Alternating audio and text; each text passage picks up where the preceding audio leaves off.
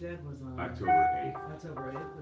Yeah. My dad was at Operation Breadbasket, the original way. Oh yeah? And he played, he produced the choir and all the music there for a long, long time. That's awesome. He's on a lot of the old albums and stuff. So Monday. Monday. In San Francisco. It's been so much fun this week. I'm glad you're enjoying yourself. Yeah, I have gifts for everyone. Oh, you don't have to do gifts. Oh, I know. I enjoy it. I enjoy gifts. Okay. Gracias. Oh yeah, absolutely. Merci.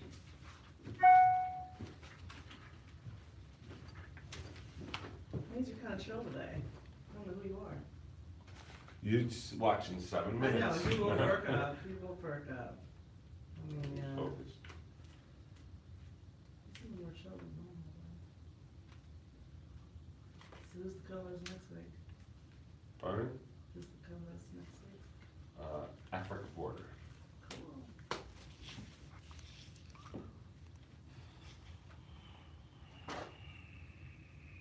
Feeling annoyed, Maze? Is that your feeling today? He's focusing. No, but that's what it says on his thing. On Facebook. I'm just happy we have Wi-Fi today. Me too.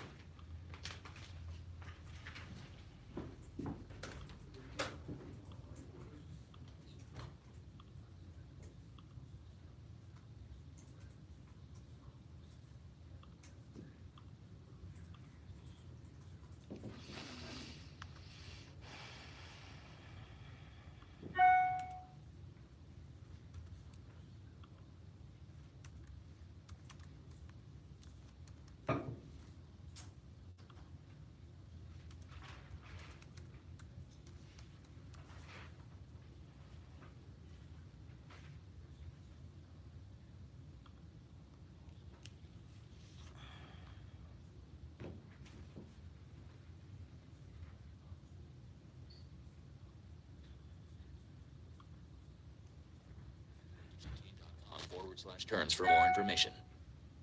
My name is Tiffany Rice. My son is Deja Coleman, and he was murdered when he was 14 years old. He was coming home from a party, walking with a group of friends. They were where they were supposed to be, doing what they were supposed to do. Deja and his friends stumbled on a person who started shooting at a group of kids. He had no idea who they were. We're in a club that shouldn't exist. Mothers who have lost their child due to gun violence. We should not be losing our kids in this way. I'm supporting J.B. Pritzker for governor. J.B.'s criminal. No free ass, bro.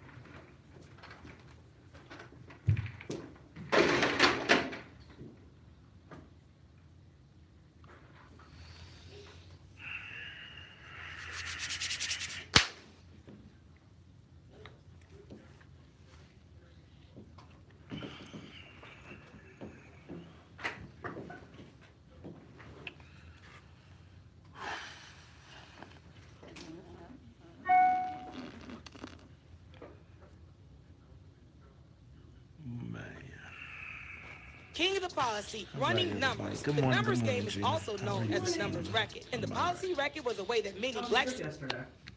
That was good. I'm tired. I see.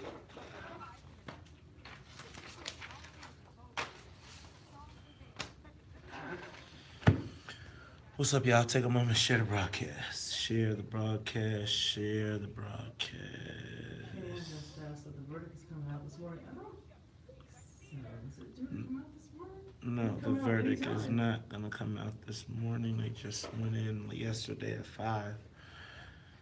They requested transcripts.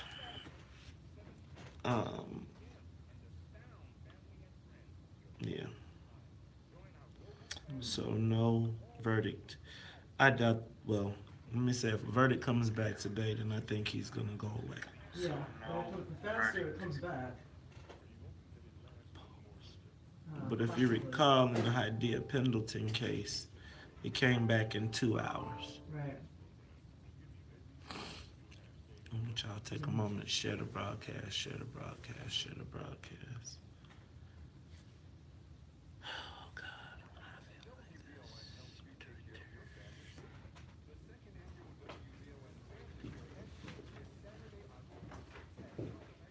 You see the song that they're singing? Oh, great. Oh. She's doing 2 hours? She's gonna do, hey, you know, she just go here for the breaks, like we do with other people when they come in for the.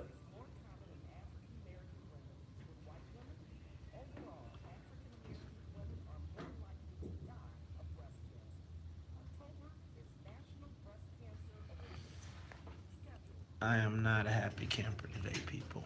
So I'm just letting you know. That's amazing. It's not happening.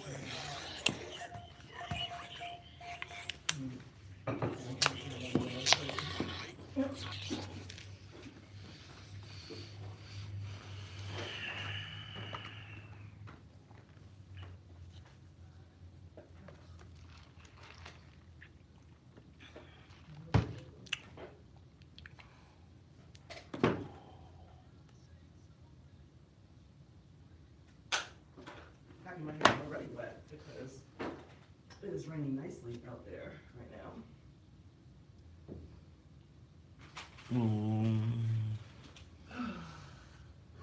Oh. Too much to talk about, and I got too much other stuff to do. It's a work day today. You dig?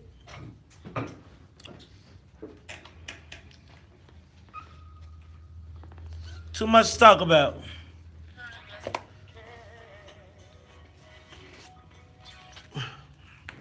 The world won't care.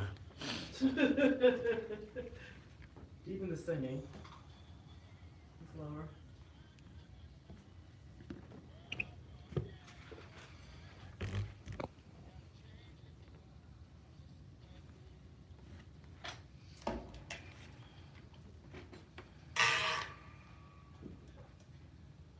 Got my caffeine working this morning.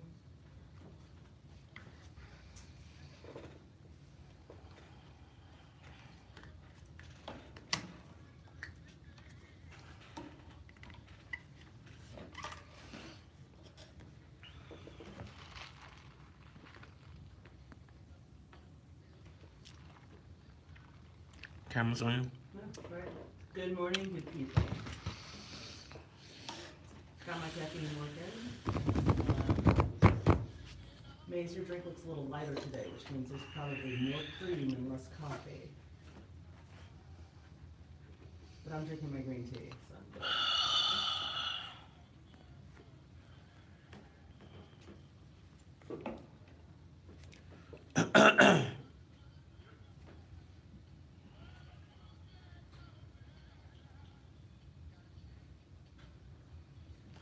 Good morning, Chicago. Good morning, world. This is the WVON Morning Show. I'm your host, Maze Jackson. How you feeling this morning? I am back in the seat, back in the saddle, boy. I just got off a plane. It feels like just 30 seconds ago. So I am trying to wake and shake and wake and bake it off. Ooh, did I say wake and bake it off?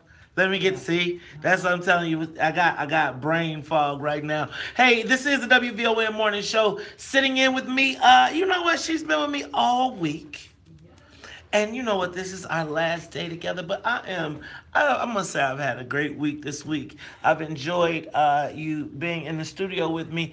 WVON listening audience, say what's up to my girl, Gina B. Gina, how you feeling this morning? I'm great. I'm sad. This is my last day. You know what? Well, let's not call it your last day. It's you know how they say, it's like you're not a guest here anymore, right? So you don't get to So I'm gonna say when you do a week, you don't really have a last day. Okay. Right? When you do a week, then that means that you kind of somewhere in the rotation. So it means that you're going to be back at some point, time, or place. So let's not call it goodbye. I hope so. Right? And we starting the show off. So let's not, it can't be two of us today. So let's take this. You know what? I'm excited and I'm glad that you've been here. And Gina, you're not double fisted today. No, I just brought the caffeine. I forgot about the water.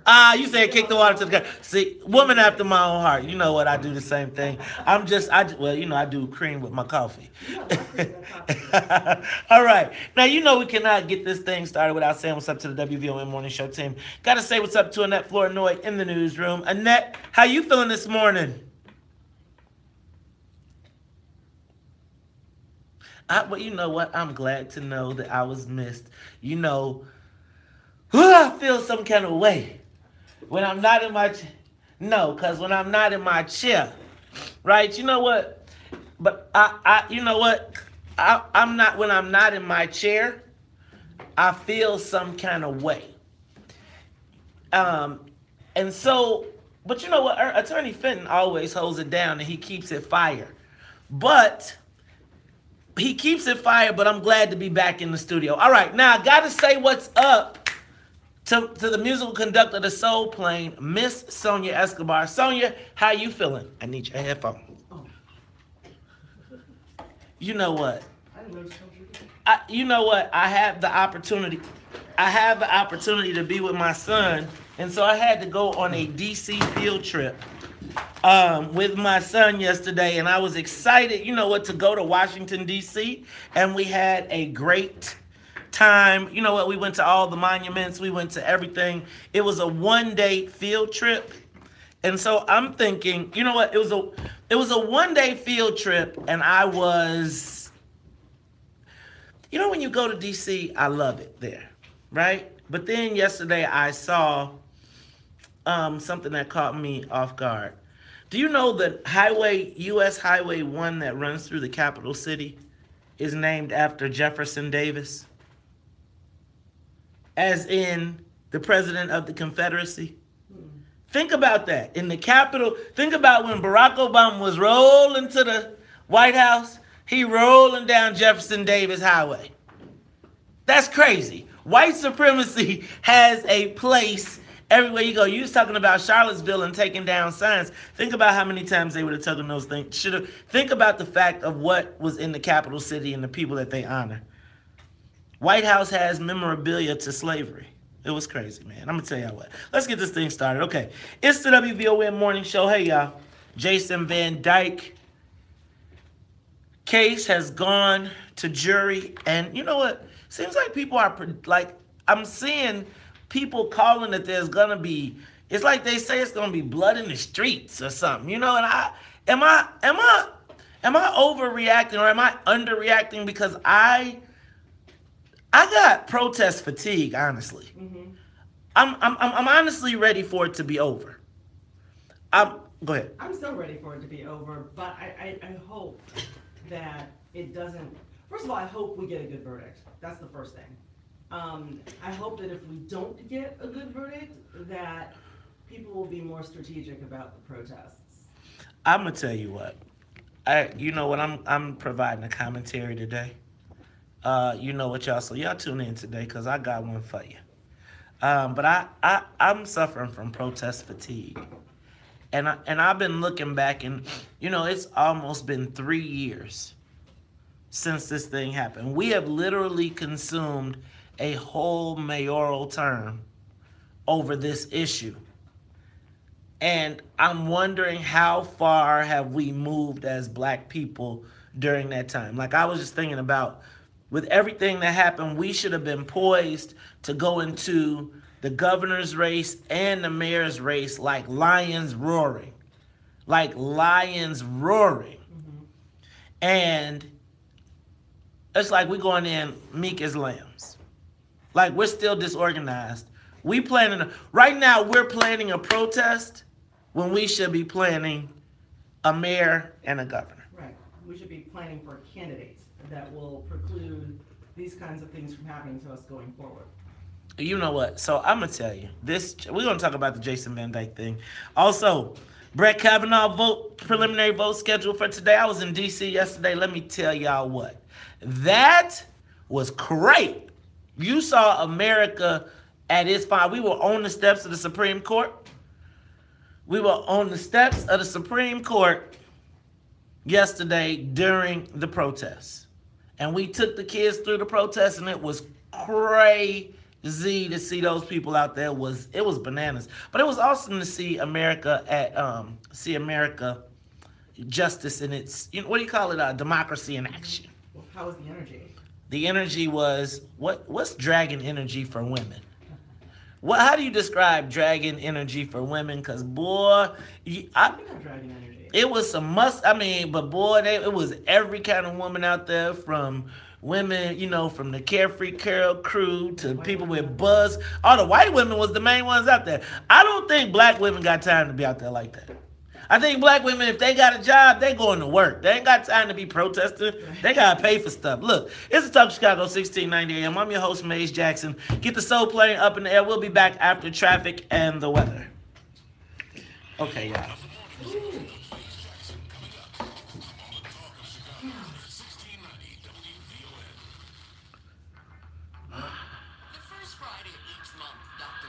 What's going on today? Nothing. You can talk. You got the camera. I got you put the camera on me and leave the room. I'm about to leave. Maze loves to do this to me. Good morning, everyone. Oh.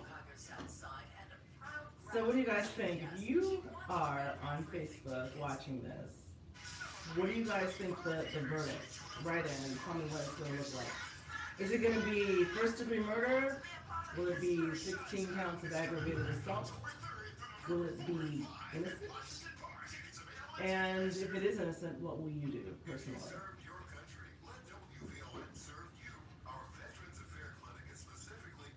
He's gonna walk, Desmond Hutchins says.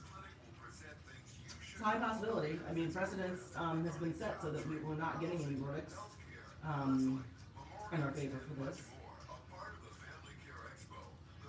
Yep, it won't be first degree. First degree murder is a difficult. Amara was on here the other day.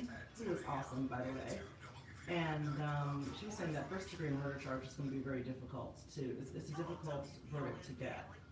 And these jurors, the alternate jurors, 2 of them stepped down. Right, they did not meet the burden for first degree.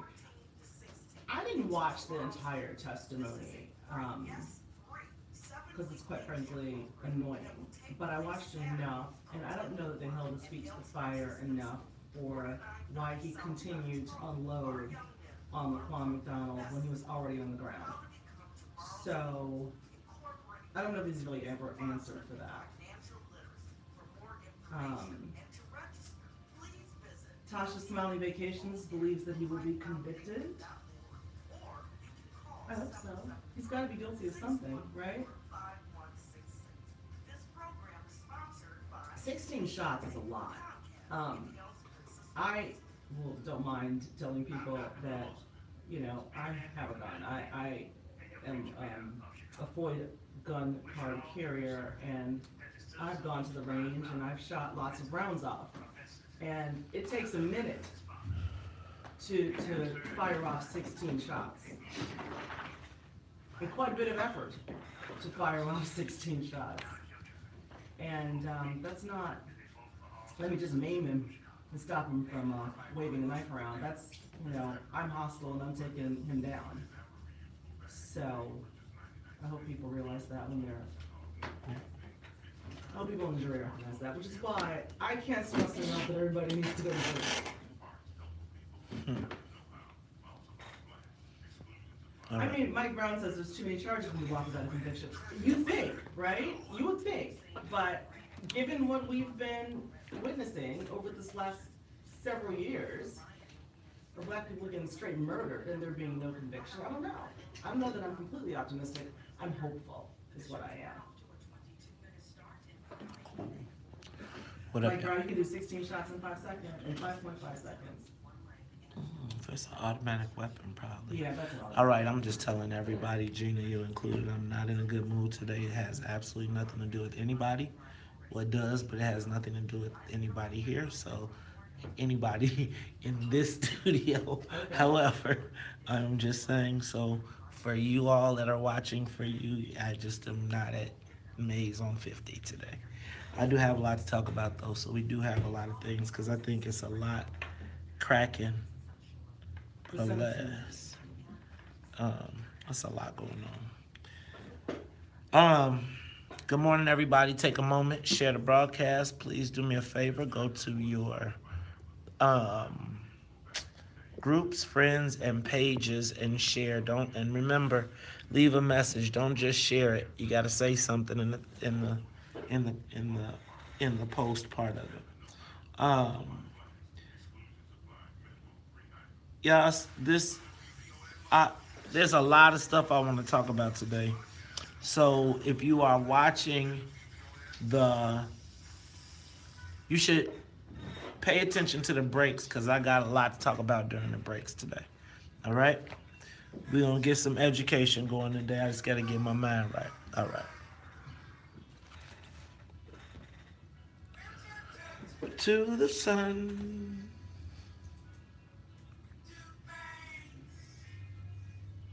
You turn me down a little bit. Maze Jackson. You turn me down just a little bit.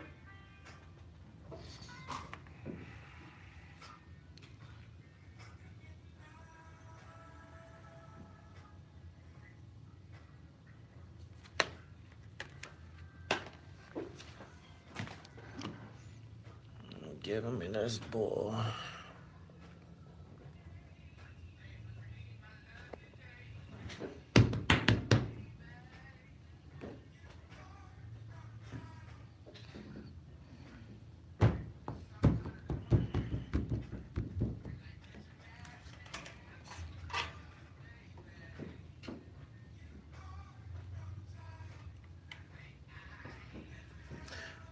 Tuned in to the Talk of Chicago 1690 AM. I'm your host, Maze Jackson. Sitting in with me as she has been all week, Miss Gina B. Naturals by Gina B. That's right. Kiss My Ash is my favorite product that you got. Got some for you today, man. All right. Brought you a gift. Oh, gifts. I love gifts. Y'all know I love gifts. Preferably cash, you know. I put. Kiss my ass. Oh, okay. Cash. Okay. But you know what? If I can't get the cash, I'd be happy for the Kiss My Ash. You know you can get that naturalsbyginab.com. All right, check this out.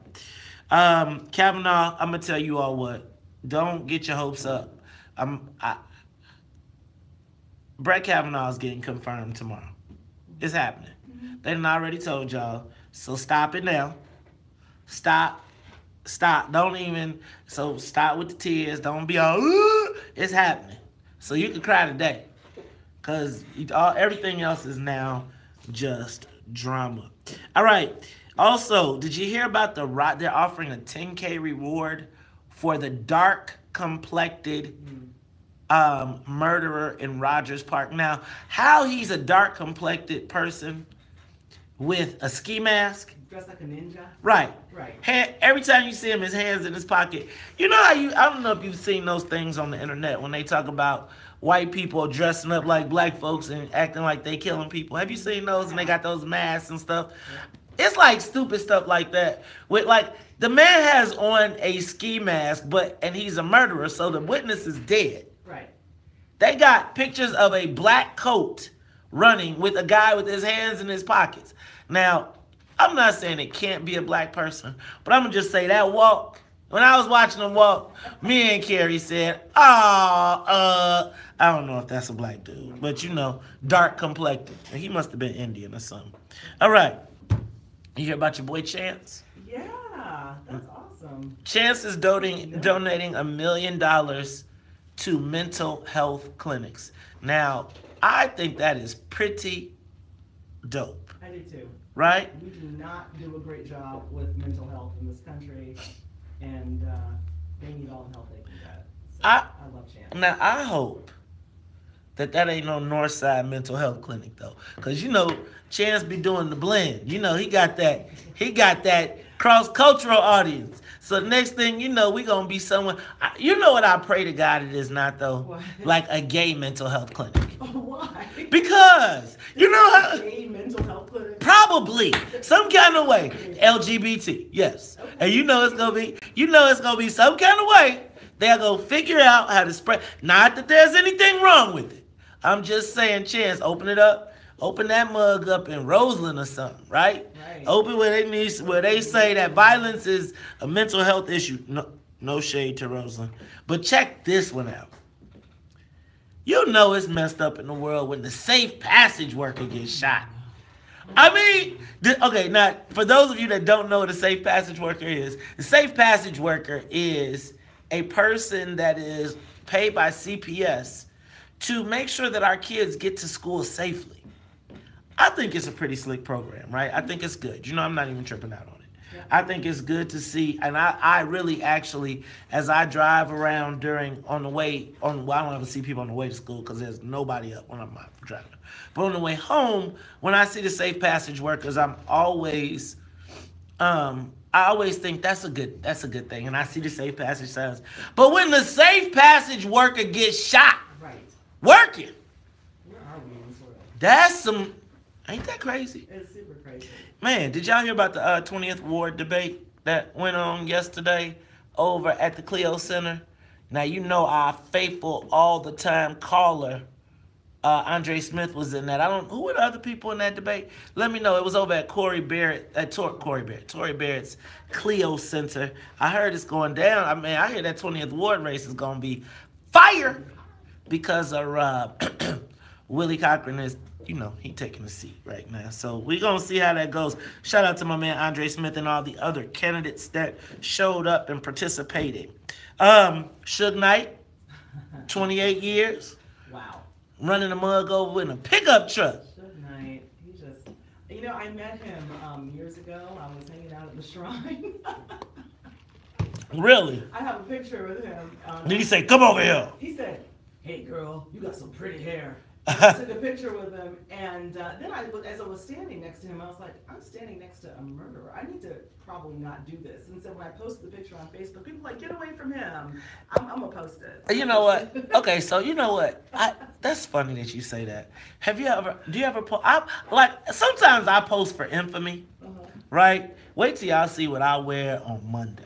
Y'all need to watch Facebook. I went to DC yesterday, right? Mm-hmm. So guess what I bought?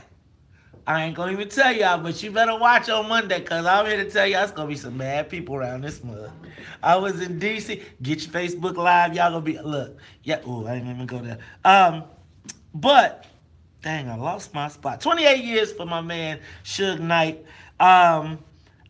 Infamy. Pictures of infamy. What's the most infamous picture you've ever taken?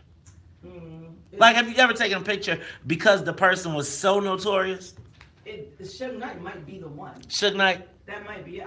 I could not resist taking a picture with Suge Knight. So you know I did that, and people got mad at me, and I posted it. You know who I did? Who? Drew Peterson. Seriously? Where did you see him? You know I grew up in Bolingbrook, right? Yeah. No! Check this out. So I was at a bar in Bolingbrook, and Drew Peterson was having a beer with, he had the two nicest looking women in the bar were with Drew Peterson. They did. And I'm going to tell you, they not dead. Okay, that's good.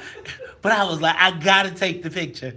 And I remember posting it, and people was like, you're sick, you're a devil. I was just like, that was a picture I took, I posted in infamy. You know, I think the other most notorious picture I probably have taken the one that's probably been used against me the most is the one with Ron. Well, I got a picture with Susanna Mendoza too, like, and I got one with Mike Madigan too, right? And all of these, man, these are like political criminals of history. Exactly. What can I do? I had to take the picture. It kind of glamorizes them though. Is the problem. Hey man, Reason why I don't like that. you know, it's like I would take a picture with like the guy. Like, would you take a picture with John Gotti? Right? Would you take? I would take a picture with. I would take a picture with John Gotti. I would not take a picture. Like, I would never take a picture with someone like Zimmerman. Well, let's. I would take a picture beating his. Look, we got to get the traffic news and the weather. We'll be back after that. Tailgaters? No? Bar Louie. Oh, okay. Bar Louie. I chose the tasteless costume on Halloween. What was it? Drew Peterson. Oh, you chose Drew. I chose Drew, okay? So, and I live about 4 blocks from where Drew Peterson lived. Mm-hmm. And I went to a party, one of my neighbors, they have a big party, they make this really high-end haunted house with, I don't know where they rent the stuff from, out of the 2 garages, the neighbors, and it's kind of fun, right? So I got the NYPD hat, the bandana, you know, remember he was running around in the jean jacket, and I was, you know, it was kind of a hit at the party. The next morning, I'm walking into CVS, and who's walking out? Drew Peterson. And I'm like, hey! And he's like, hey, what's up? And I go, I was you last night for Halloween. And he goes, how was that? And the first thing that came out of my mouth, I go, I was a complete a-hole. And I just kept walking. And it just came out. I was like, I could have said I dressed like you or something, but it just, I was a complete asshole. And I just walked in the store. That is great. I love that. I love that. But Maze is right. It was amazing to see what he was doing with beautiful women, beautiful looking women. I don't know how their souls were. But it was like you'd see him in the neighborhood. Let me find this picture, me and Shug. Of him with these just different places and a different one every day. And then he'd be on his motorcycle just driving through town. Hey, look at me. Yeah, because it's like he's mocking everyone because he cannot get, he's not getting convicted. Yeah, well, his kids suffered a lot too. Everyone's, you know, when you got a parent who's a murderer. Brain, how could they call him a murderer? They never found a body.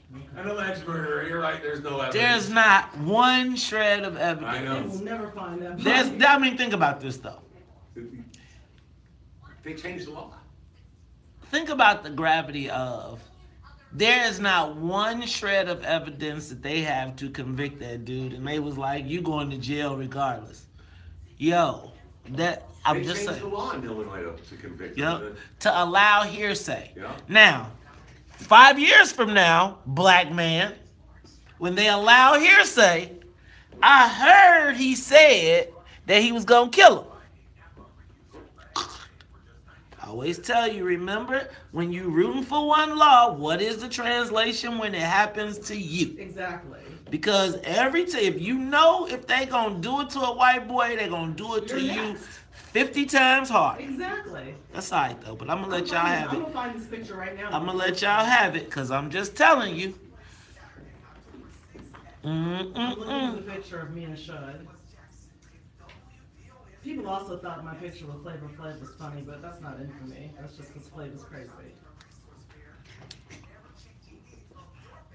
So I also want to point out, I don't know if y'all saw that Toni Preckwinkle decided that she doesn't believe that the governor should have the right to appoint somebody to the board, right?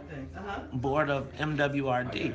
Now, the key is, and I really don't want to hate because a lot of people have been appointed to that board. Not my wife. She had to work very hard. But here's my premise. If Toni Preckwinkle is against if Toni Preckwinkle is against the governor being able to appoint someone to the board as part of his constitution, then she should be against all appointments, which means that as the chairman of the party, she should be against all party appointments. There should be elections.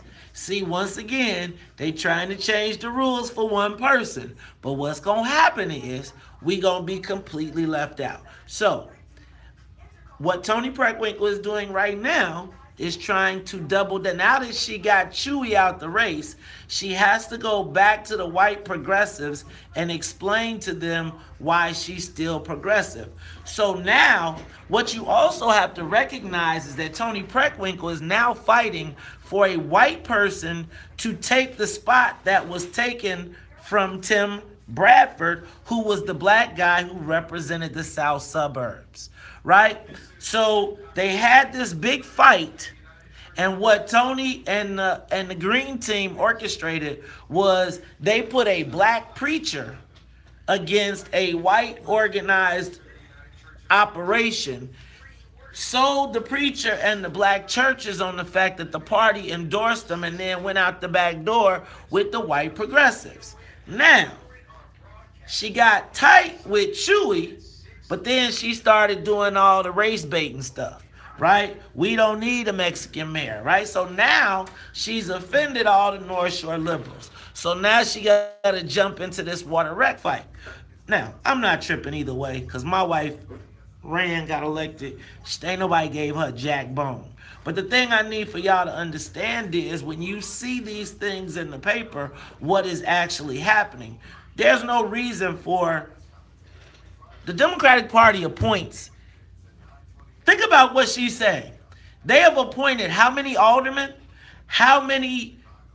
The power of appointment is part of the executive authority. That's one of the perks. So if she says that and she's running for mayor, is she suggesting then that no alderman should be appointed by the mayor? But she ain't gonna say that, right? She just gonna say Bruce Rauner shouldn't appoint. Now, this is not a defense of Bruce Rauner. I like David Walsh, by the way. And who the hell is Cam, whatever his name is just another white North Shore liberal who stole the South suburban seat on the board. Tim Bradford represented the South suburbs. Meanwhile, Toni Preckwinkle is fighting for a white North Sider to fill in his spot.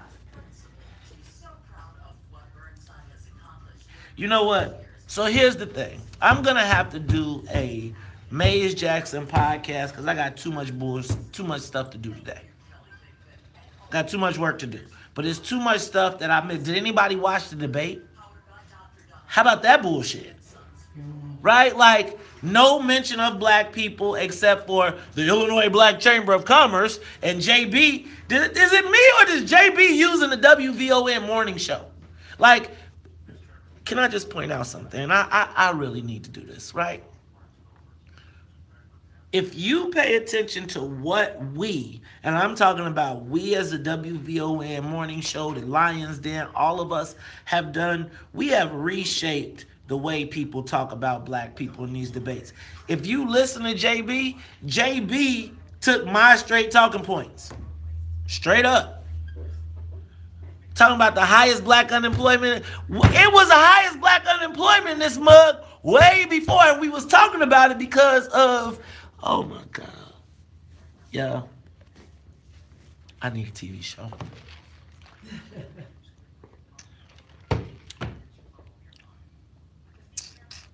I'm just here to tell you.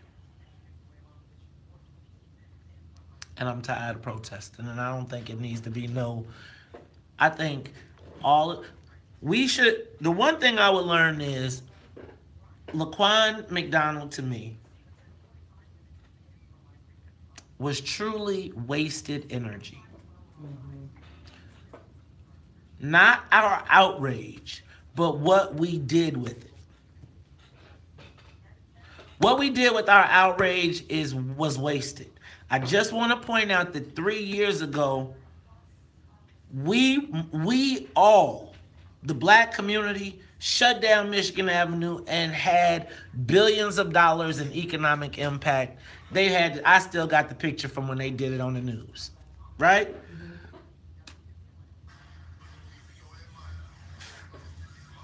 There were cameras, though, at the march. Right.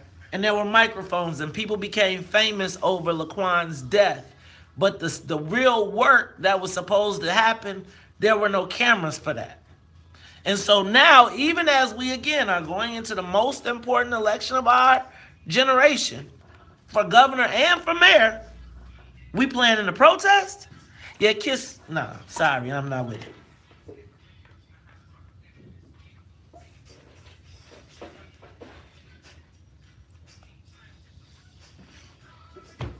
I posted my picture of me and Suge What? on my page. I'm going to link to my page. I posted my picture of me and Suge on the page.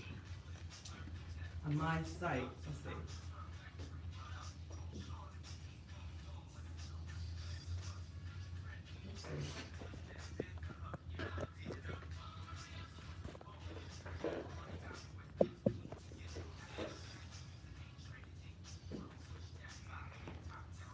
You are tuned in to Talk Chicago 1690 AM. You know what, Gina, before we went to break, we were talking about Notorious pictures. I think you posted a picture of yours with Suge Knight. That's in the feed. Yeah, but we're talking about Notorious, and probably the most notorious person right now in the city of Chicago, at least in Black Chicago, is Jason Van Dyke. And Wednesday, the defense rested its case. And yesterday, the attorneys gave their closing arguments, and the case is now in the hands of the jury. Everybody is on standby, and even me, Maze Jackson. I am poised at the moment that we hear the announcement that there will be a verdict. I will be heading back to this station to try and work with Black Chicago, and we talk through this verdict and get listener response. But it seems like everybody's preparing for the worst. The worst. But I'm going to tell you I'm suffering from protest fatigue. And again, I'm doing a commentary today, so you can check that out. But when the verdict is delivered, how should Black people respond? Right? Whether it's guilty or not guilty, how should Black people respond to the verdict? Now, we already know that there's going to be 4,000 more police deployed to the streets. I have gotten reports that in the event of a not guilty verdict, they will shut down public transportation to the city center. We have heard that all the police officers' overtime has been canceled. I'm trying to get Eddie Johnson to give us an update. Father Flager is saying, shut everything down. Shut the whole city down. Now, don't do it violently, but shut it down. Everybody don't go to work. Don't send your kids to school. Well, you know, the city's going to be a hot mess because tomorrow's the marathon. It always debilitates the city in terms of transportation. And then, you know, if the verdict's delivered today, that would be interesting. Now, I would say that I think that the, now, let's be clear, the jury is sequestered. Right. And we'll talk about this more at 7:30. But I really want to talk to the WVON listeners. How should we react when the Jason Van Dyke verdict comes out? Now, I'm going to tell you, people were sending me videos saying, the city's going to go up. I got people sending me notes telling me, oh my God, Maze. And you know, I mean, what are we going to get out of it? What do we get out of another protest? We need an end-to-end plan is what we need.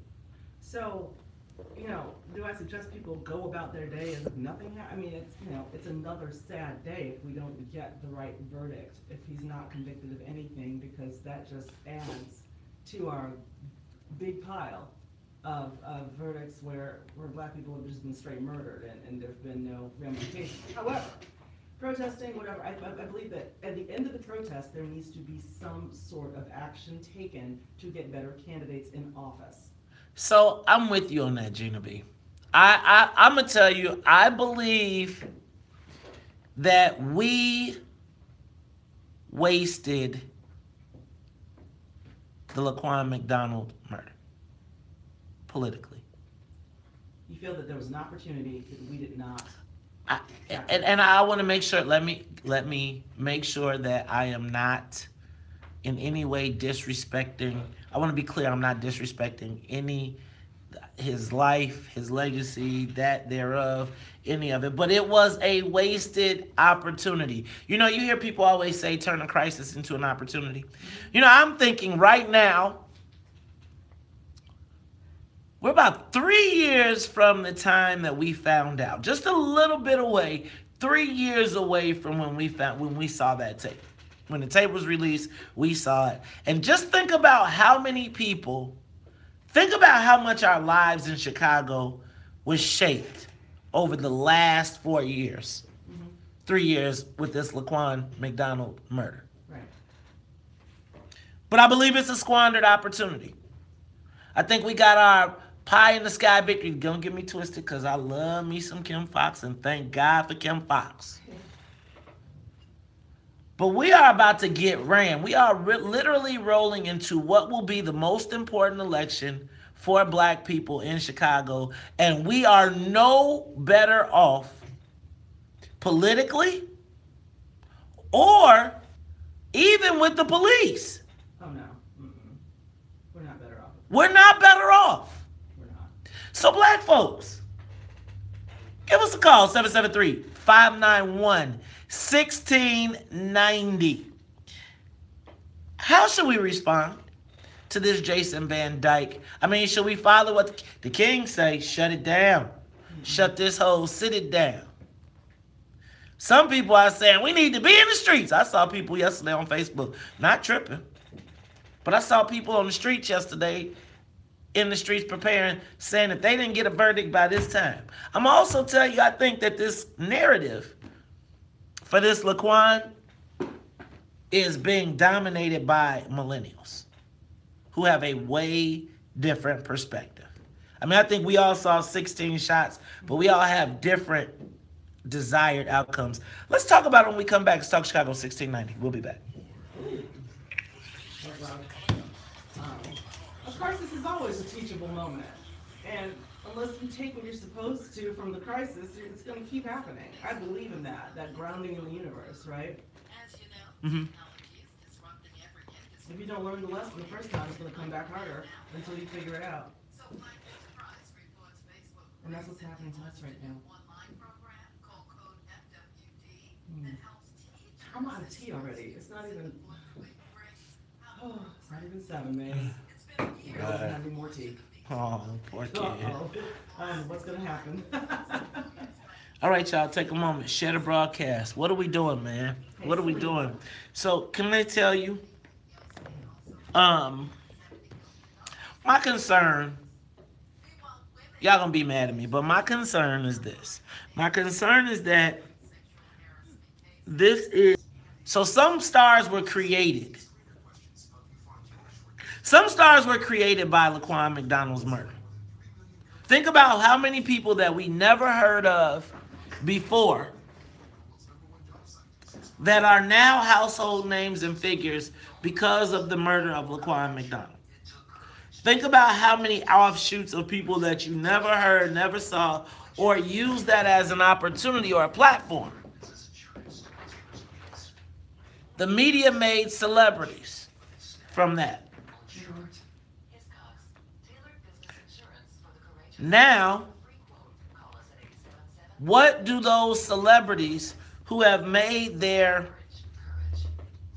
celebrity off of this, what do they do now? What do they do? Father Flager has stole the thunder. Father Flager has stole the thunder. He the king. He showed me the king. Look, think about it. When he sits down, I mean, any protest at this point that happens that requires any shutdown, that's Father Flager's. I don't care who organized it. Because he said shut sit down, but I'm not tripping on that. My point is now, what do we do? See, I think that we need to take the anger, the rage that we have, and we need to direct it. Direct it towards the election. Now, I'm going to say this. You got two people vying to lead the state. You got two people vying to be. By the way, what the hell is the deal with Lisa Madigan started an investigation over what was it, the veterans home, but ain't gonna start no investigation over the tax fraud? Hey y'all, and why y'all bullshitting? That tax fraud with JB, don't be surprised if they turn that into a federal case. If I was Trump, man, if I was them, I'd be working that number. I saw somebody talked about that yesterday. But the reason they talked about it being a federal crime, and you see the Republicans are calling for a federal investigation. Yo, could you imagine they open up a federal investigation on JB before this election? Shit about to get real around here, yo. It's about to get real. About to get real. About to get real. Stay tuned. I'm looking to reach out to all of the black community organizations. Press conference next week. We calling for a black debate. They ain't said 2 debates and we ain't heard nothing.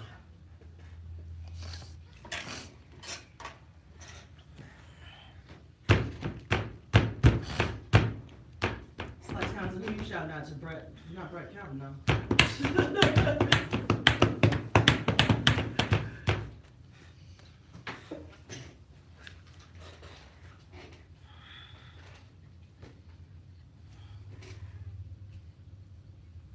You are tuned in to the Talk of Chicago, 1690 AM. I'm your host, Maze Jackson, and sitting in with me is Gina B. Shouting out to my WVON Morning Show team, Annette Flournoy in the newsroom, as well as Miss Sonia Escobar, who has the soul playing up. I think we have 50,000 feet. What's up to the Lions Den? Now, if you are Lions Den, who is the Lions Den? You hear that lion roaring in the back. That means if you watch us on Facebook Live, you watch us on YouTube, you listen on iHeart, you listen in the car, you are part of the morning show team. You are part of our Lions Den. And we talking today, social media question of the day. Jason Van Dyke verdict is coming today, tomorrow. It's coming, y'all.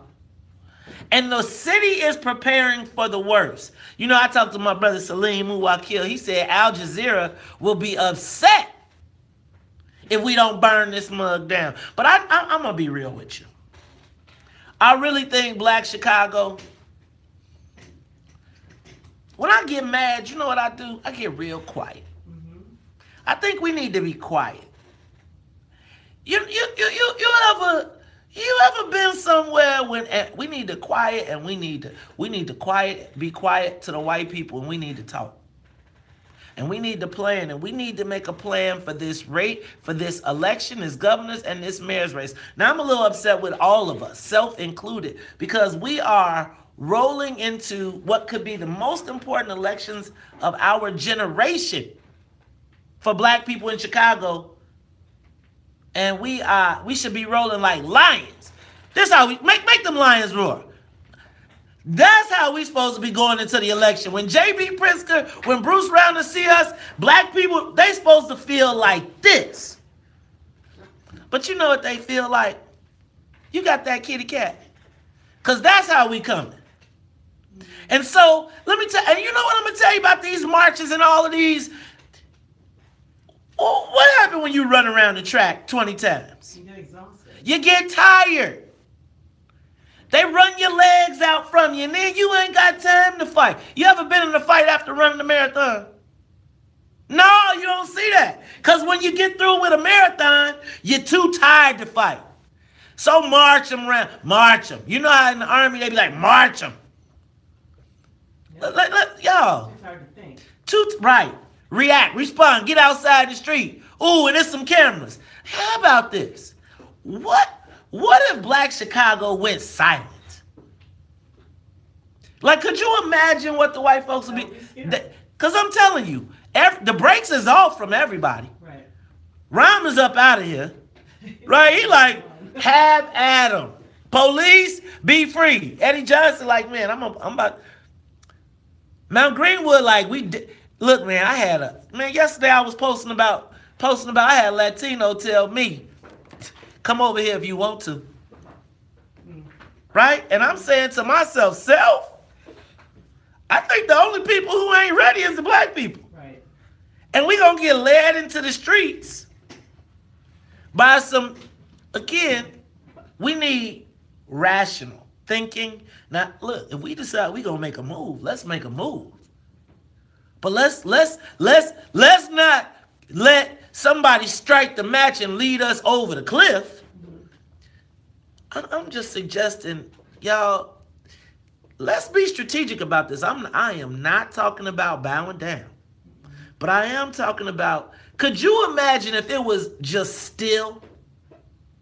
Like at the end of, like now, if it was still, I'm saying like, wasn't nobody kicking it. Like black people was like, we meeting up. Right. We started planning.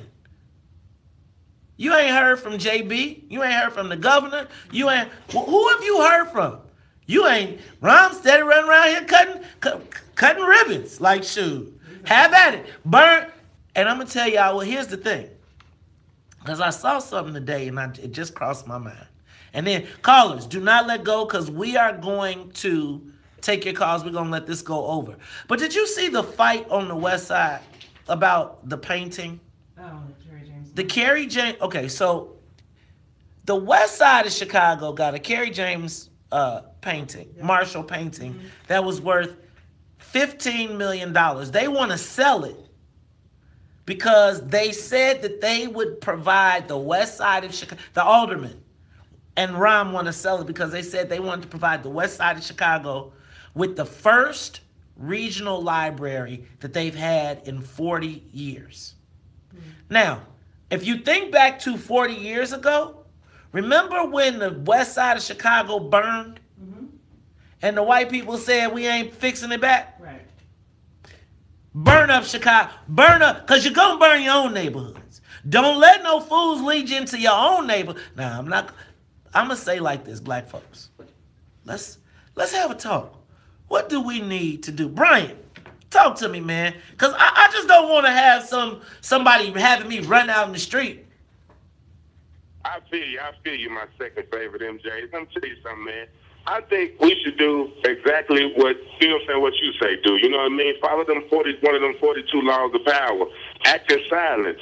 Act in silence. And when we do J down on them, they ain't going to know what's going on. And then they going to be the ones scrambling. We going into a crazy time right now because they know, Joe, we black people are built off emotion, Joe. And if we get mad enough, bad things going to happen. We need to calm down, strategize, and then J down on them, Joe, and then just Brian, like we supposed to. That's Brian. See, you heard that? Did you hear my man Brian? He said we need to go low, be quiet, preach, and then come back and G down on them. Exactly. Don't go into your own neighborhoods and start tearing stuff up and looting and all that stuff. Go into a conference room and really try to figure out a strategy as to how our vote's going to matter, how we're going to have candidates that are going to affect change for us. Y'all got an opportunity to show your outrage. You can show your outrage on November 6th. I know it sounds crazy, y'all, but there needs to be, they all need to be held accountable. We ain't heard from none of these white folks on all, they all somewhere, they all got their security. Mayor got his security. You know, JB got his security. Rounder got his security. But But they want to lead us. No, homie. You're going to have to come on down. Look, it's Tough Chicago 1690. When we come back, Black Chicago, what do we do with this Jason Van Dyke verdict? We'll be back.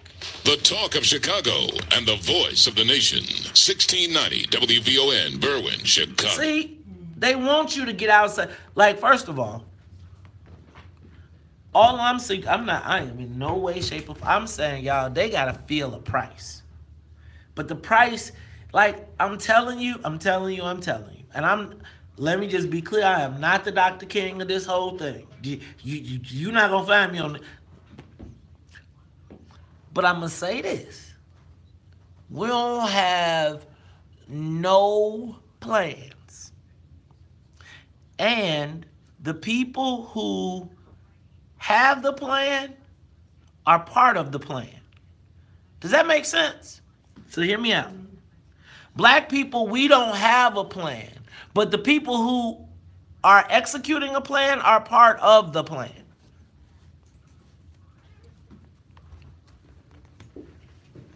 And so, when the verdict comes in, be still. I mean, you've seen the verdict before. You've seen it how many times? You've seen the same movie. When the verdict comes in,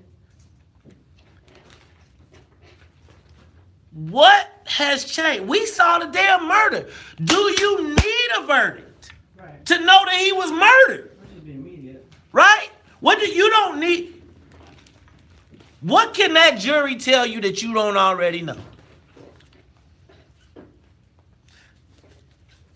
That white people see things differently than we do? This hour commercial. Get 3.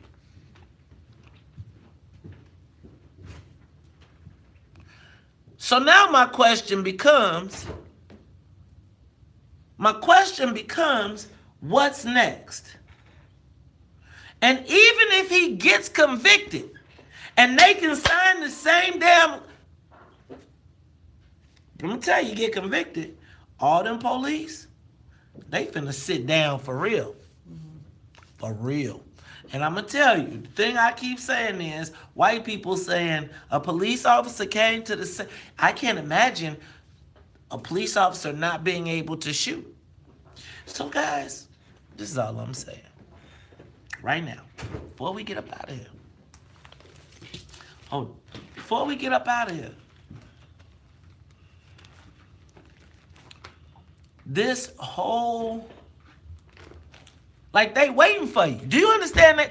When they say they put 4,000 more, and let me tell you what they not finna do. Let you tear this mug up this time, because dude ain't got nothing to lose. So, I just want to be clear that Maze Jackson, personally, this is me, Maze. Maze Jackson is not going to. The only reason you would see me in the streets is the same reason I said the last time when we did Black Friday. I thought that the parents needed to take control of the situation, right? And so the millennials gonna do what the millennials gonna do. But the millennials ain't gonna vote. The millennials ain't gonna put the necessary infrastructure in place, y'all. And it's like I'm telling you, the narrative is being dominated by millennials when no shade to the millennials. They are the young soldiers. They supposed to be in the streets. They are. I don't want them tearing up, but even if they do, I don't want to see no 30, 35, 40-year-olds out there. I don't. Because if you ain't participating in no community, nothing of your own already, building something in your neighborhood already, what's your network? Huh? What have you built to be able to protect your own? So, I'm saying right now, nobody, who have you elected that has spoken or came out and said, what has your alderman said about your community plan? Not, what has your alderman said about your community plan? We're going to put you over here. I'm Gina. Nice to meet you. Welcome. In the rain. What has your alderman said? What is your... See, like, my thing is, what's your local community saying? I don't have to worry about... I'm not... Like, I could touch the people in my neighborhood. Well, maybe not now, because I just moved. But who is talking in our neighborhoods and our communities? So, brother, who is that? Emmanuel Sullivan. I can only get so much in.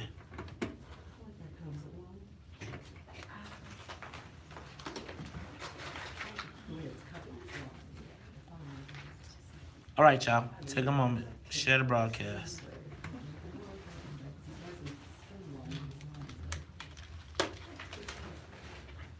Maze, this is Tracy. Hi. How are you? Nice to meet you as well. So what we got going, sit over here, Chris. What we've got going on is Facebook and YouTube are a constant during the program. All right. So we're gonna come in, we'll, may as well just kind of introduce who you are. You'll introduce yourself, let you hear about your new CD, and then we'll kind of take a back seat for the conversation throughout the rest of the program. But when we come back from the commercial breaks, we'll be playing your music, and you can either sing along with it or kind of just play along, okay? Okay. So it's try to have a little casual fun on a Friday here, all right? Sounds good. All right, so we have I have, Mace has a copy of this over there. We got the actual CD in the other room and the song list, so you can take a look at that, okay? So you have an event to? I have the album release party at Buddy Guy's on Sunday. Okay, great. Sunday. That's nice. All right, Yeah. all My right. dad Sunday, plays there everybody got sometimes. it. My dad plays there sometimes. Oh, he does? Yeah. I'm there every second Sunday. Are you? I didn't, okay. I used to play like once every couple months. He's a blues. What's his name? Gene Barge. He plays with the Chicago Rhythm and Blues Kings. Okay. Yeah, he's an old friend of Buddy's. Yeah. My dad's older though. Like 92. See, I was gonna say Buddy's like 80. So. He's 10 years older than Buddy, Okay. exactly. Yeah, he produced Buddy's first album. Okay. Yeah. Okay. I'm still gonna show him. Yeah, I'm trying to keep him, I keep him in projects, musical projects. That's how I kind of keep him. Like I've got him, we're doing the documentary right now, so I've got him in a project. Yeah, that's how I keep him, that's how I keep him not knowing how old he is. I can't wait to hear your music. Gorgeous. You got Kahari Parker? And $100 billers. Kahari plays with my dad all the time. I love Kahari, he's awesome. He got some For real, good cause you ain't got no feelings.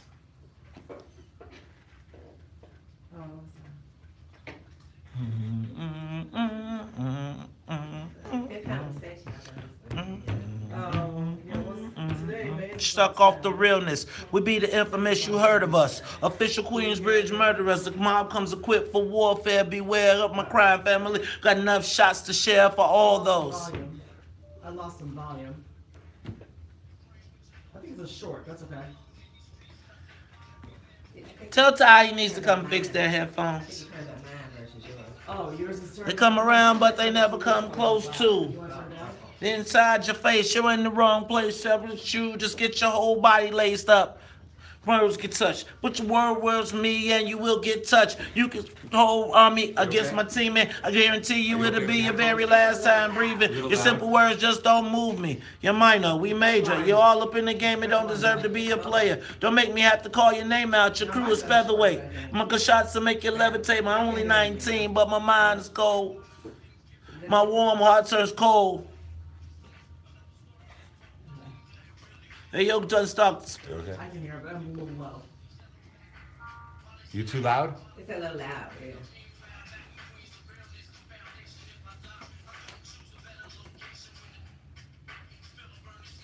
What are we doing here? Hold on a second. Okay, no, this is you.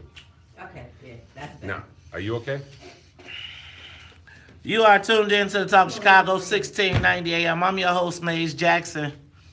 And you know how we do at the top of the hour. Gotta say what's up to the WVON Morning Show team. What's up to Annette Flournoy in the newsroom, as well as Miss Sonia Escobar. She is the musical conductor of the Soul Plane. Also sitting in with me, she's been with me all week, Miss Gina B. Good morning. Naturals by Gina B. And also, we've got a new guest in the studio, Miss Tracy Eileen. And Tracy's got a new album out called Why Did I Say Yes? How are you, Tracy? What's going on? Great, how are you? I'm good. So tell us a little bit about yourself. Well, I'm a jazz and soul R&B singer, and I play twice monthly at Buddy Guy's. I have a jazz 5-piece band. We play it there every second Sunday in the surrounding areas, lots of festivals and things like that. I also do an acoustic blues set. But this is my second album, which I'm really proud of. And the title track is one that one of the first songs I wrote and recorded.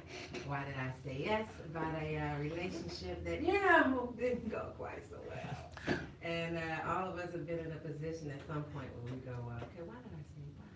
Why am I even in this I know, right? I've been there before. Yes, so that's what that song is about. So check it out. That is Tracy Eileen. She's going to be with us for the rest of the show. She'll be performing some songs from her album, and we will be looking forward to hearing some of the great stuff you got going on. So, social media question of the day. We got the question, which is Jason Van Dyke verdict. How should black people respond? Should we respond differently, whether the verdict is guilty or innocent? I'm just not trying. I just think we don't need to be in the streets. I think we need to really sit back and strategize, because I'm gonna tell you honestly, I got protest fatigue. Let's go to the phone lines. Frank, you're on the Talk Chicago 1690. Good morning, Brother Mays. Good morning, Brother Frank. Sister Tracy. Mays, I'm going to tell you like this. It's time we show some backbone.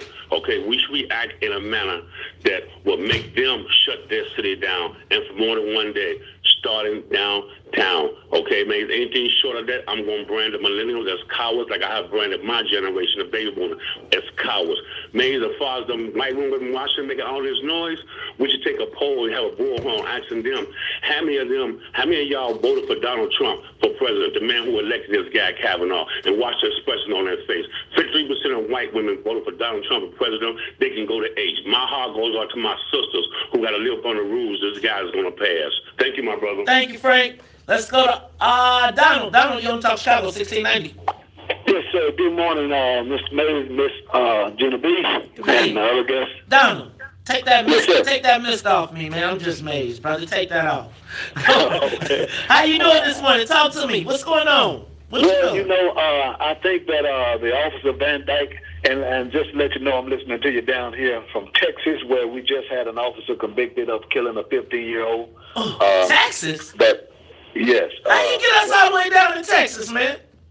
Yeah, I've been trying to listen to you for the last couple of days, but man, yeah, the end there wasn't going through, but I got your back. Thank you, brother. I'm so thank you for sticking with us, man. That dag on AT&T. All right. So I just wanted to go ahead. I just wanted to say that I think that the officer will be convicted. However, if he is convicted, I think that all of those people who were planning to move if he was not convicted should do the same thing if he is convicted. By the same thing, I mean what you and Ms. Gina B is saying that should be done. You know, the movement, the mobilization should continue, because this is just one case, one incident, and I guarantee you after this, it will continue if we just celebrate and think that the job is done just because this one officer is convicted. So I kind of use the analogy of when Barack Obama was elected as president, we thought we had it made, things were done, and we didn't continue to mobilize. One of the things that happened, you know, that where we didn't get everything we thought we should be getting. So, thank you, Donald. I appreciate you, man, calling all the way from Texas. Texas, you know, that's the big state, Texas. Ryan, you're on Talk Chicago 1690. What's cracking, man? What should we do in the case of this verdict being handed out in the Jason Van Dyke? Mays, we're going to do what we've always done historically. Nothing. We march, and every rebellious movement that we've ever had, there has to be three things that have to be on the table. We lobby the government, we lobby our elected representatives, we protest. The one thing that's missing is armed resistance. And we're not prepared to do that, so we're going to do absolutely nothing. Dang, Ron. Hold on, brother. Did you say armed resistance? Listen, in every movement that we've ever had, you have to have all options on the table. Armed resistance is a part of that option. And when it's not on the table, white folks fear economics, and they fear armed resistance. We can't win, but you have to make the statement. Oh, right. When you're talking about when they had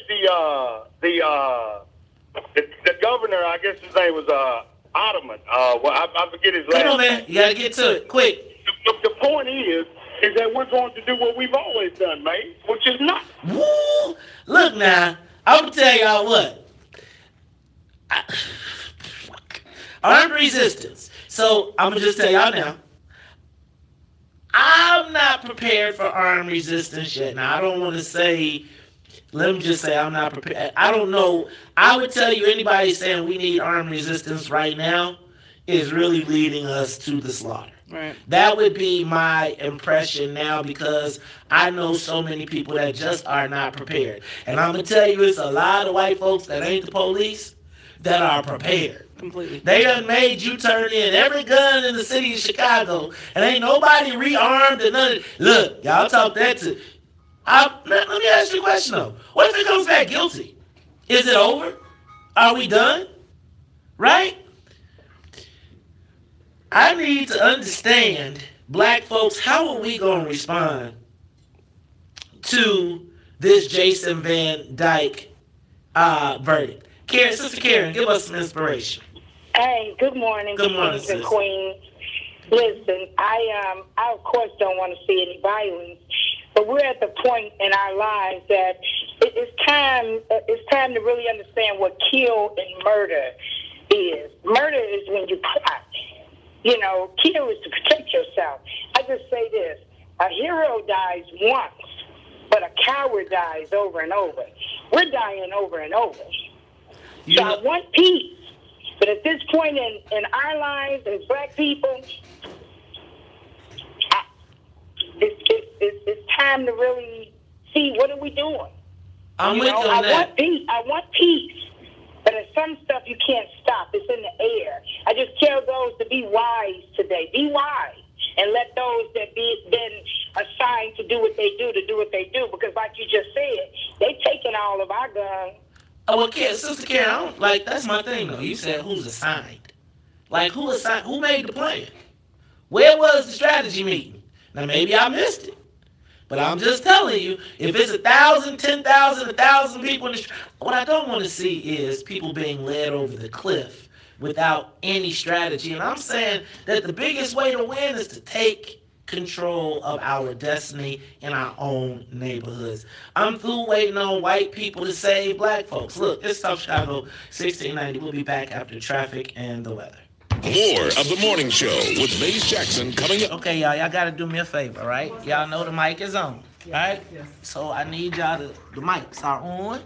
You know, just. Oh, man, you're very talkative today. Okay. Yeah, y'all talk. Okay, Y'all got the camera. edgewise. I'm trying. No, I'm not tripping on you. I'm just saying, it's all good. No worries. Mason's very talkative today. He's in the mood. Which, you know, I mean, it's completely understandable with everything that's happening right now. And, you know, people are trying to give their ideas as to what should happen if this verdict goes south. And I'm just hoping. This one goes south.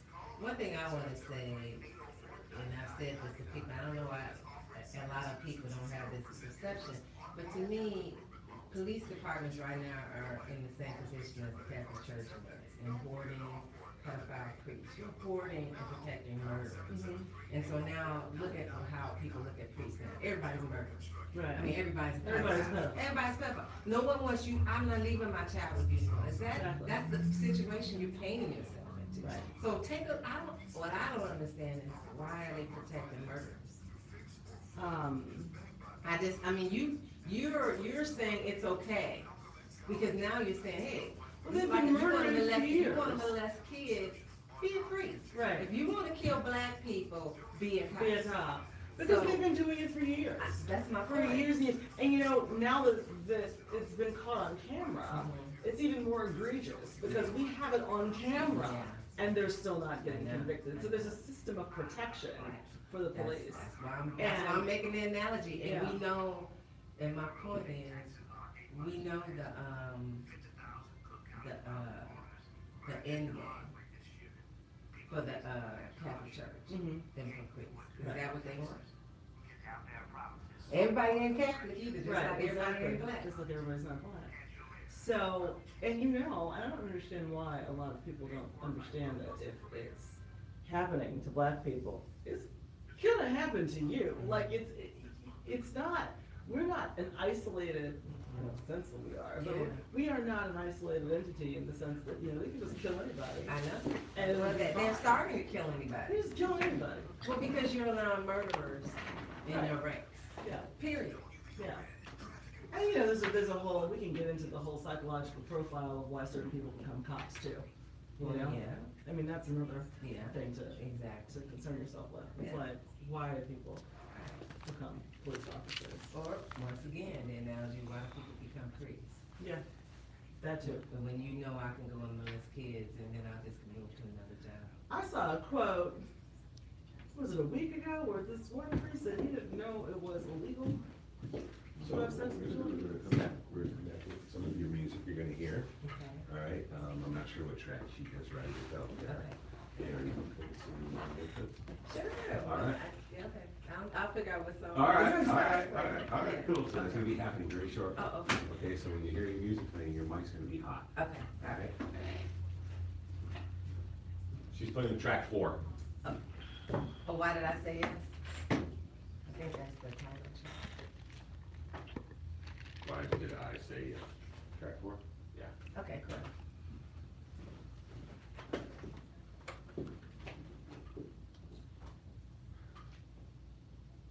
Yeah, no, we are not prepared, for sure. Mace, what are you doing to get prepared? Man, got my pistol. You got your pistol? What you got? No, I don't care. I finally broke away from this toxic love affair. I have begun to live, no worse for wear. Then I saw you and accepted your invitation to spend time. And before I knew what happened, I was back in the same old grind. Why did I say yes when I know you're not the best man for my life? I don't wanna be young, but why did I say yes when I should have said no? I'll say it once again, and baby, I have got to go.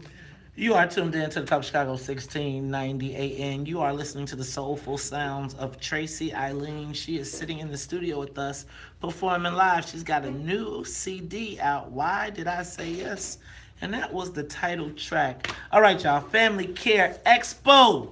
It's going down tomorrow. But if you know a promising young man who could benefit from this 7-week program, it's a rites of passage program which will focus on the areas of community building, leadership, economic empowerment, faith, and values. We need them to be at our Blue Light Foundation's Rite of Passage program will be held at Hales Franciscan High School, 4930 South Cottage Grove on Saturdays beginning October 13th. These young men will hear from strong male mentors and thought leaders who will assist them in this journey. Registration ends Thursday, October 10th. To register your young man, visit WVON BlueLightFoundation.org or call 773-614-5166. That's 773-614-5166. Now, guys, don't forget, ladies and... I'm sorry, did I say guys? Yeah. Men and women, ladies and gentlemen, friends and family, space is limited. And this program is underwritten by PNC Bank and Comcast. Now, we want to give a special shout out to Hales Franciscan School. Now, did I say the Family Care Expo? Yes. Did I mention that? Mm-hmm. So check it out. The Family Care Expo is tomorrow. Tomorrow at 1900 West Jackson. That's Malcolm X College. And I cannot wait to be there. I'm telling y'all. They got the man cave. I told y'all I'm looking forward to the prostate massages. It's our massage. Huh? Did we talk about this? We talked about all week. We did the prostate massage. But you know what? Keep in mind, tomorrow is the marathon, and the marathon. No, it's not. It's Sunday. Oh, it's Sunday. The marathon is on Sunday. Oh, my bad. Right. Oh, so yeah, so it won't block any of your traffic. You'll have plenty of parking. You'll be able to go to 1900 West Jackson, Malcolm X College for the Family Care Expo. But check this out. The one seminar that I'm looking forward to is facilitated by the Black Star Project, Making Millionaires. And they got a workshop that is going to be hosted and presented by Gloria Smith, the executive director of the Black Star Project. Gloria, how are you there? I am. Good morning, Maine. Good morning, Gloria. And good morning, Miss Gina and Miss Tracy. Good morning. So, And go ahead. Gloria. I agree. Yes, go on. Yeah, I'm sorry. Look, I can't see it, so I'm stepping on your toes a little bit. But Gloria, I'm telling you, you know me. I'm trying to be a millionaire. One day I'm going to be famous, and when I'm famous, I'm going to be a millionaire. Now, I hear you got a workshop that's going to show me how I could be a millionaire. Talk to me about that. Okay, yes. So our workshop begins at 2 p.m.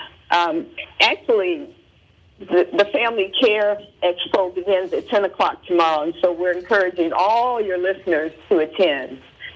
But the one that I'd like to talk to you about is the Black Star presentation. It's a panel discussion on how to become Chicago's next Black millionaire. And it's a panel discussion between some of the experts in the fields of finance and banking, including George Wright, who is Senior Vice President of Citibank, Eva Brown, who is Vice President of U.S. Bank, and Paul LeBon, who is Vice President of PNC Bank. You got all those banks over. That's a lot of money. Yes, and so we're hoping that folks will come out to learn about how to manage money, how to save money, and how to make it grow. So, Janice, Gloria, let me tell you something. So, in another life, I know a dude like my friend. He had made $1 million, but he blew it all in like 9 months. Can you help people like that? Yes, we can. Because I'm going to tell you, he had a really good time, though. He said he wouldn't trade it, but if he was to ever, I know him real good. And boy, when he got that money, he went crazy. Now, you would show him how to do something better with it? Yes, we will be disseminating our 18-point plan on how to become a Black millionaire. And I can share some of those points with you. Some that I especially like are eliminating all debt, including credit card loans and other forms of borrowing. Another one that I encourage people to do is create an emergency fund of at least $1,000. Now that's kind of hard for folks to do, but just coming up with that first $1,000 will give you a good start on your path to becoming wealthy. Gloria, who's on the panel?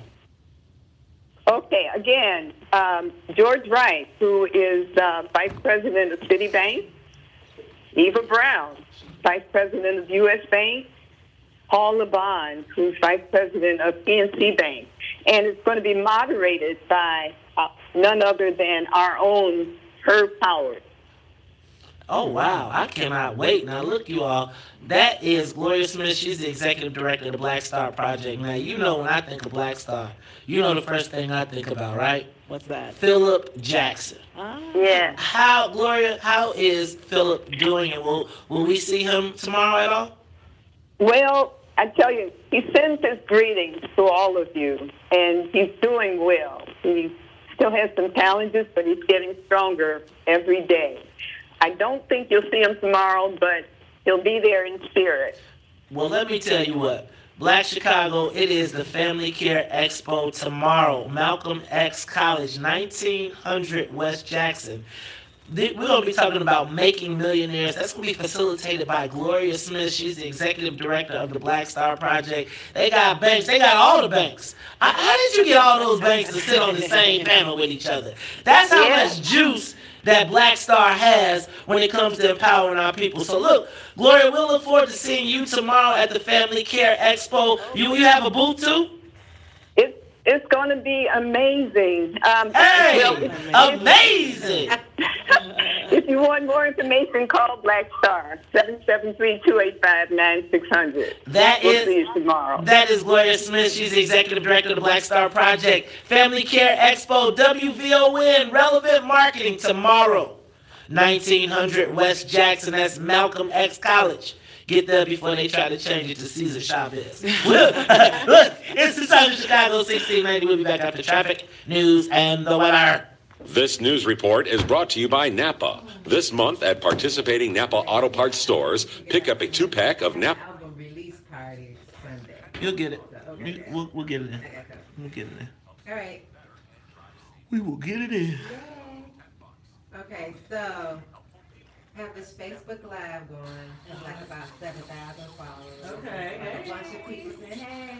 Good morning, everyone. It's so early, but it's great to be here and to listen to Tracy sing. Oh, thanks, It's great Jane. to have you. It's been lightening the mood just slightly. Oh, thank you. It's been having a heavy morning. Mm-hmm. With the whole Quan McDonald. Mm-hmm. Or should I call it the Jason Van Dyke trial? We call it the Quan McDonald trial. It feels like it. Well, you know? that's, that's what it's said. They try to put us both on trial, right? That's what it is. Mhm.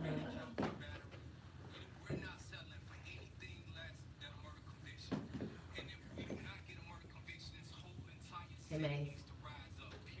He's fine. Deployed in the streets. We don't care about any of that. We're going to do what we have to do to make sure that we get justice for Laquan McDonald, even if it means civil disobedience. We are willing to go to jail for this. Organizers are also telling protesters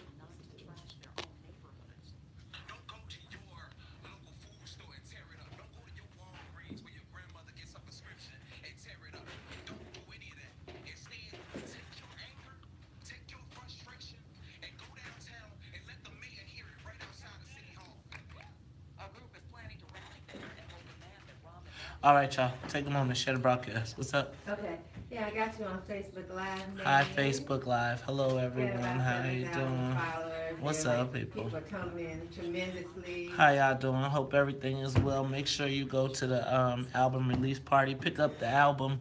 It is by Tracy Eileen. Why did I say yes? Don't miss it. She'll be singing with us in and out of the breaks from now to the rest of the show. And check it out. She's got an album release party this Sunday at Buddy Guy's Legends. Don't miss it. Thank you, man. You're welcome. Some serious conversation going on here today, y'all. I'm Quan McDonald, Jason Van Dyke. Yeah. Trial. So, I mean, I can't really figure out how we're going to act on a personal level. Voting is, people say they don't know who to vote for, so they don't vote.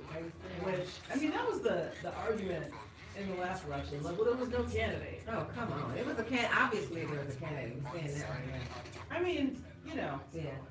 I don't know, though. I mean, you look at the two gubernatorial candidates. You've got JB, you've got... So what do you think about JB?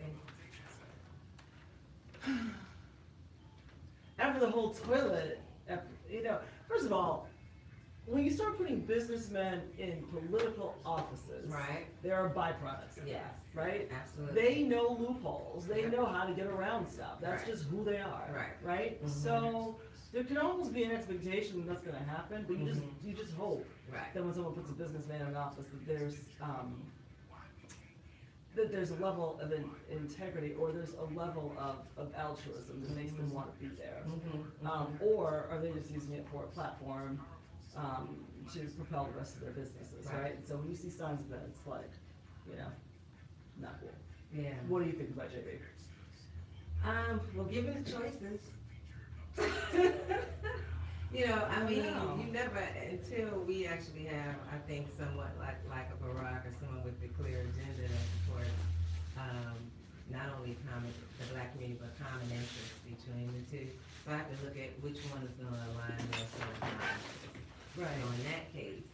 But I don't think a lot of people even understand why they're voting for people in most cases. Like, there are some candidates that I refuse to vote for, who their only platform was, I'm just not the other candidate. Like, vote for me because that other person sucks, right? Well, what do you stand for? And I don't think a lot of people really get down into what people stand for. Yeah, it's cool. Oops. Okay, y'all. I mean, yeah, okay. So, someone's saying, please no more Baracks. Well, protesting, is all good and everything. I won't be, because I just think that there should be something else behind it. You have to get behind the protest and figure out, like, you know, what's going to be done as a result, right?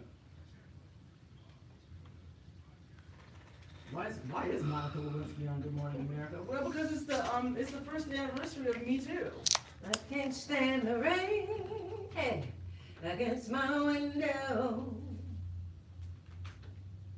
bringing back sweet memories. Hey, window pane, do you remember? Yeah, how sweet it used to be when we were together. Yeah, everything was so grand. Now that we parted, let me tell you, there's a one thing I just can't stand. I can't stand the rain against my window. Yeah, bringing back sweet memories.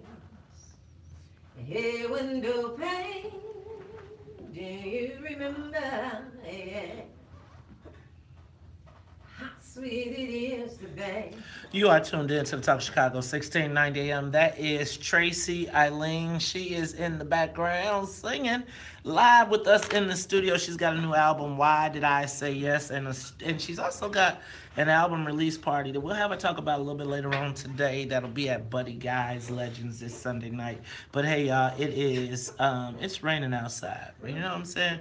So it was literally, but I actually I kind of like the rain. You know, I'm thinking that the rain is, you know, I feel like the rain is emblematic of, and the way it looks outside is emblematic of kind of how I feel today, as well as how, it's like, what do they call it in literature, foreshadowing? It's a great day. You're right, it's foreshadowing. I feel like today is foreshadowing. But you know that from a God perspective, the rain is cleansing. Okay. It's cleansing. So it's really a totally opposite feeling than we typically, from a Western perspective, feel that it's gloom and doom. But it's really a cleansing and a spiritual thing taking place. So the fact that it's raining today might be a good thing. Got it. All right, look, check this out. It is you know what? Every day we have been having our Jason Van Dyke update, and I'm going to tell you, our on-the-spot reporter, Eric Johnson, has been giving us the coverage. You know what? If you've been missing WVON coverage, and you just have not been getting the real scoop from our perspective. So right here to give us the update today, our own WVON's on-the-spot reporter, Eric Johnson. Eric, man, now, I got that article you wrote, too. We're going to talk about that, too, a little bit later. But tell me, man, so we had closing arguments, and after we had closing arguments and went to the jury, bring me up to speed, my brother. What is going on, and what can we expect? Tell me about closing arguments, first of all. Start there. GIF, so. Closing arguments happened yesterday. After one short testimony the day before from Adam Murphy, who was a rebuttal testimony, testifying that he saw a lot of blood on the ground when he arrived at the scene on October 20th, 2014. But yesterday's closing arguments was interesting, and they were short, but they were very strong, especially from the prosecutors. Main prosecutor Joseph Cohen made a strong closing argument, saying that the shooting of Laquan McDonald was completely unnecessary, and he pointed out four things that Jason Van Dyke said during his 90-minute testimony on Tuesday. Jason Van Dyke, he said the statement to his partner Joe Walsh, "Oh my God, we got to shoot him," and that showed, he said in his closing argument, that showed intent, that Jason Van Dyke had the intent of going in there to shoot and kill Laquan McDonald. And for that reason, he should be convicted of first-degree murder. All right. Go ahead. Okay, and he also said that, Jason Van Dyke, said that Laquan McDonald made threats to him, which was not true. From the video that was shown, to the testimonies that was given, and to the fact that the police dispatcher and at least 10 officers on the scene waited for a police officer with a taser to arrive to subdue the teenager. So, and then, of course, the defense said that Jason Van Dyke had the legal right, in his own right, was legally justified in shooting and killing Laquan McDonald. And that, by Illinois law, that is what police officers do and are expected to do. Yeah. He also said that Laquan McDonald, 2 bullets really killed Laquan McDonald, and the other ones did not. And he said, forget about the video. The video didn't show everything. So, and then he even brought out the own animation. The one we talked about that everyone criticized as cartoonish. Right. Eric, let me stop you right there for a second. Gina, you got a question? I do have a question. Do you feel that the prosecution did their job as far as getting everything out of Jason during his testimony? Do you think that they convinced the jury with what they were getting at as far as how many shots were fired, the intent of the shooting? I think so. I think the prosecution has done a good job, a great job, in getting their case across. And I think the way they did it, from the presentation of the video to the cross-examination of Jason Van Dyke and to all the defense's expert witnesses, I think they did a great job. So, I think that... Eric, who won? I'm just saying, give us the brother's opinion. From a brother's opinion who sat to the courtroom, who won? Who won? Yep. From your opinion, from your side. I don't know if the question is who won, but I think the question is who lost. Who lost?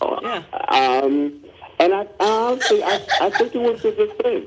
I do. I think that they struggled throughout. I think they struggled in these past 3 weeks to prove that their client, Jason Van Dyke, was justified in shooting Laquan McDonald. Now, were you watching the jury? Most of their testimony was conflicting. Just as Jody Gleason said in her closing argument, she's the assistant prosecutor, she said it was all made up. Most of the testimony, especially from Van Dyke, said, what they were saying was all made up. Eric, but Gina's got a really good question. But were you watching the jury? Because it's all about what the jury thinks, right? Now it's in the hands of the jury. Absolutely. So when you watch the jury, what did you see on their faces? The jury is very hard to read. Very hard to read. I could not read them at all. At times they're stoic.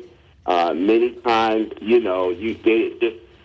they don't show any emotion whatsoever. I got a question, Eric. I got a question. So, because I could probably solve this. Was there any kind of portly kind of white guy with maybe like a crew cut or something, or like a you know the look? You know what I'm talking about. See, you laughing because you know exactly what I'm talking about. Now, was it any of them on the jury? See? No. There was no. There's a fat white guy with short black hair. Okay. That at times was giving odd looks here and there, but that's about it. I would like to talk about the sister who's on the jury. The only black woman. Talk to me about it. On there. Talk to us. Tell us. Well, she was stoic too. Even when I looked at her when they were showing the bullet wounds. Eric, I'm gonna tell you though. Is that the conspiracy? Eric, are you there? Let me tell you. That black woman knew.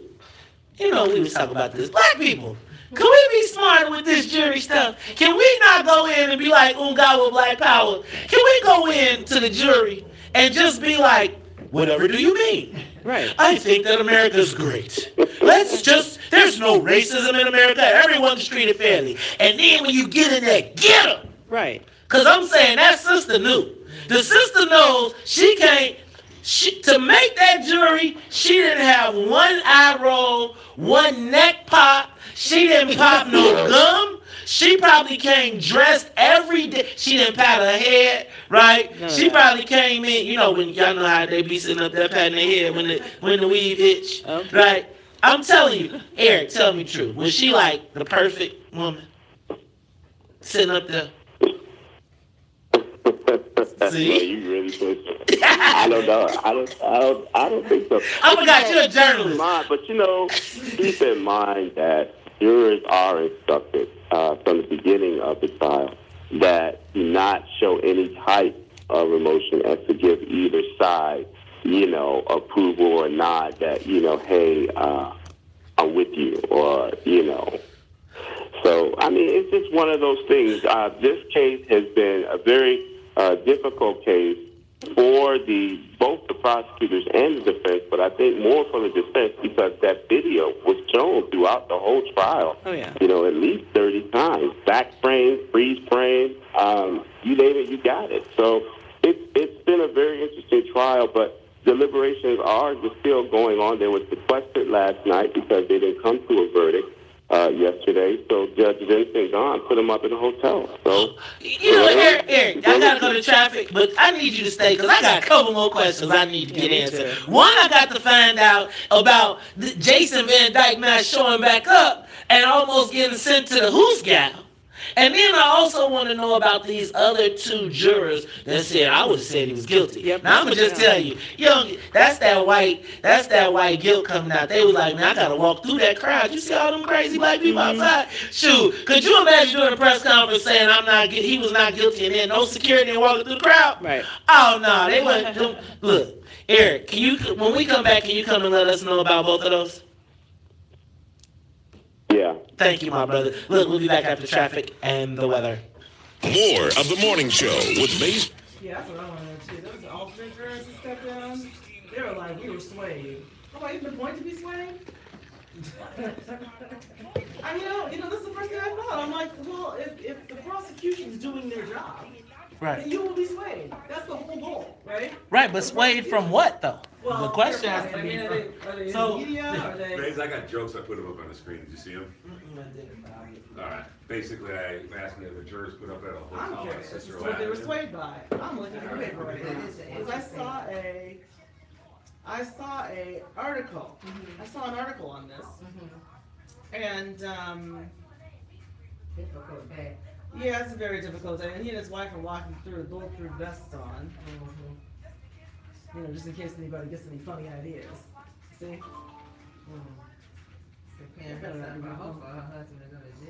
Well, she's like, life will go on. I still have to raise my kids and blah, blah, blah. I mean, well, she does. She's got 2 kids. I mean, they always, just like, nobody else has kids, nobody else has a life. Well, I mean, but her point is if her husband goes to jail, then life has to still, life still has to go on. But the wife is preparing herself. I mean, this is the big piece they had to do on the 4th page of the Sun-Times about how, what's her name, Tiffany Van Dyke is preparing for her man to be in prison. When you shoot somebody 16 times, yeah, then you should be. You should have been. High likelihood. Right. For the last 3 years, you should have been preparing for this. Exactly. It shouldn't have taken 3 years. What was the movie where a crime is committed and right on the spot there's a trial? It was some futuristic movie. Anybody know? Was it RoboCop or was it no? No. It was the one with Tom Cruise in it. Does this sound familiar to you? Yeah. Was it Tom Cruise? They predicted crime though in that one. No, not the one where there was some futuristic movie. Anyway, that's what should have happened here. Like May said, there should have been no verdict for this. We shouldn't need one. Right, regardless.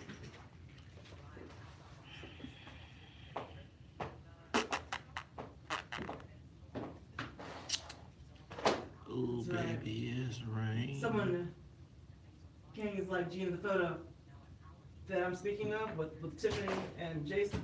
walking through the crowd with bulletproof vests on, says the white family must be protected. And, you know, that's a fair point, because they're just making sure, I could see if they put him in a bulletproof vest, right? So they put his wife in one too.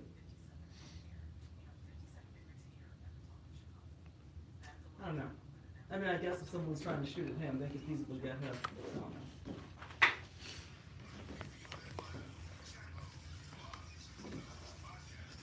Back up.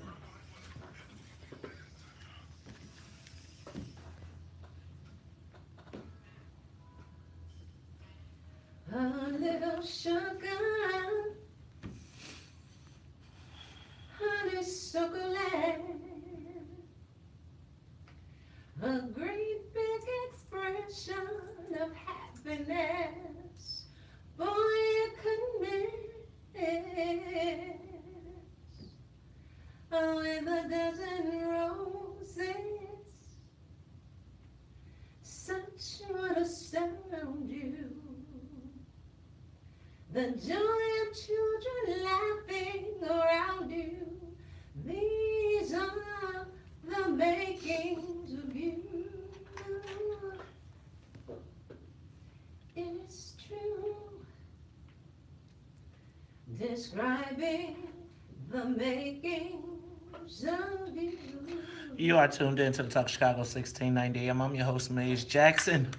And those, again, are the sounds of Tracy Eileen, her new album, Why Did I Say Yes? She's got a big release party, Buddy Guy Legends, on Sunday. She'll be with us for the rest of the show, singing us into the breaks. But we are continuing this conversation regarding the Jason Van Dyke trial with our on-the-spot reporter, Eric Johnson. Eric, I know we're keeping you early on a Friday morning, so I got two things I want to find out about. Yeah, you guys owe me big time. Man, we owe you big time. You know what? You know, man, just come on down. We got that. Ty got a big old check waiting for you right now. Now, Eric, you know how them checks go. Hey, so Eric, one, talk to me about, there's two questions I want you to answer for me. One, what was the deal about Jason Van Dyke possibly getting his bail revoked? And then the story of these two jurors that said that they would have said he was guilty. I would have said they was guilty too if I had to walk through that crowd with no security. Right. Yeah, Jason Van Dyke, he showed up late yesterday. That was after the jury began deliberation. And that's when Judge Vincent got a little testy. He is a tough judge, and you don't mess with him at all. But yes, Jason Van Dyke, he was late, and he told the judge that, you know, one of his kids were threatened at school, and, you know, and that's the reason why, you know, he arrived late at the courtroom. And judge seemed at first that not to buy it and said, you know, there's no proof, and he was going to do it. But he let him off, and, you know, that was that story. You know, regarding that story, you know, that was the, you know, perhaps second close call for Jason Van Dyke when it came to his revocation of his bond, because, as you know, earlier, the state filed a motion to have his bond revoked after he talked to the media. But, as you know, Judge Gahn, you know, let him off the hook on that one. So, and then now, as far as the other two jurors, yes, the alternate jurors yesterday, there were 4 of them. They were dismissed because, you know, they were no longer needed because the 12-member jury, they went into deliberations. 2 said that they would have found him guilty. The one that said she would have found him guilty of second-degree murder, she worked at a big, huge law firm in Chicago. But the other juror, I could not make out what his what he looked like, whatever. He said that he would have found Jason guilty of first-degree murder. Okay. So that was interesting. That was interesting to know. Notice they got dismissed. Yeah, let's bring him right back. Like, yep, out of here. Conviction, I'm down. Eric, well, thank you very much. Look, man, what are your thoughts on, I know you're not a mind reader, but when do you think, should you expect a quick verdict, or do you think it'll go past the weekend? Conspiracy theorists say they're going to make it go past the weekend so it doesn't disrupt the Chicago Marathon. Yeah, hard to tell, but I just have a feeling that the verdict will be today. That's just my gut feeling. Because just because the defense, the prosecutors, in fact, they put on a strong case. But I think the reason why it's going a little longer than expected because it's hard to prove first-degree murder. Especially in the case of a police officer. 50 years ago, it happened here in Chicago, and 50 years later, we're on the verge of making history. So it's gonna be hard, but I think the verdict is gonna come out today. All right. Now you watch a lot of these trials. When you looked at the prosecution and defense, did anyone make a mistake anywhere, in your opinion? That's a good question. On the prosecutor side, I think they made a mistake when they put on Joe Walsh, the partner of Jason Van Dyke. He did nothing for the state.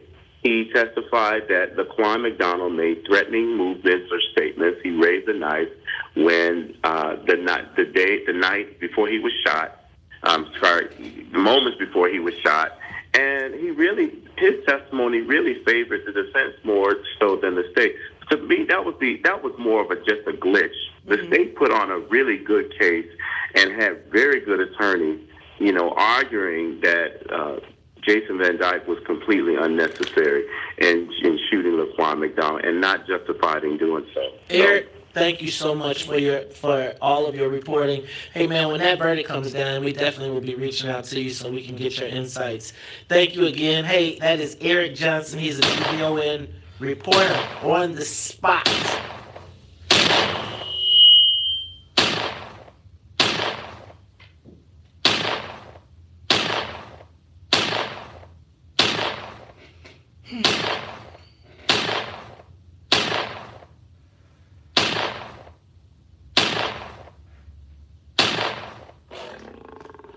I'm going to tell y'all,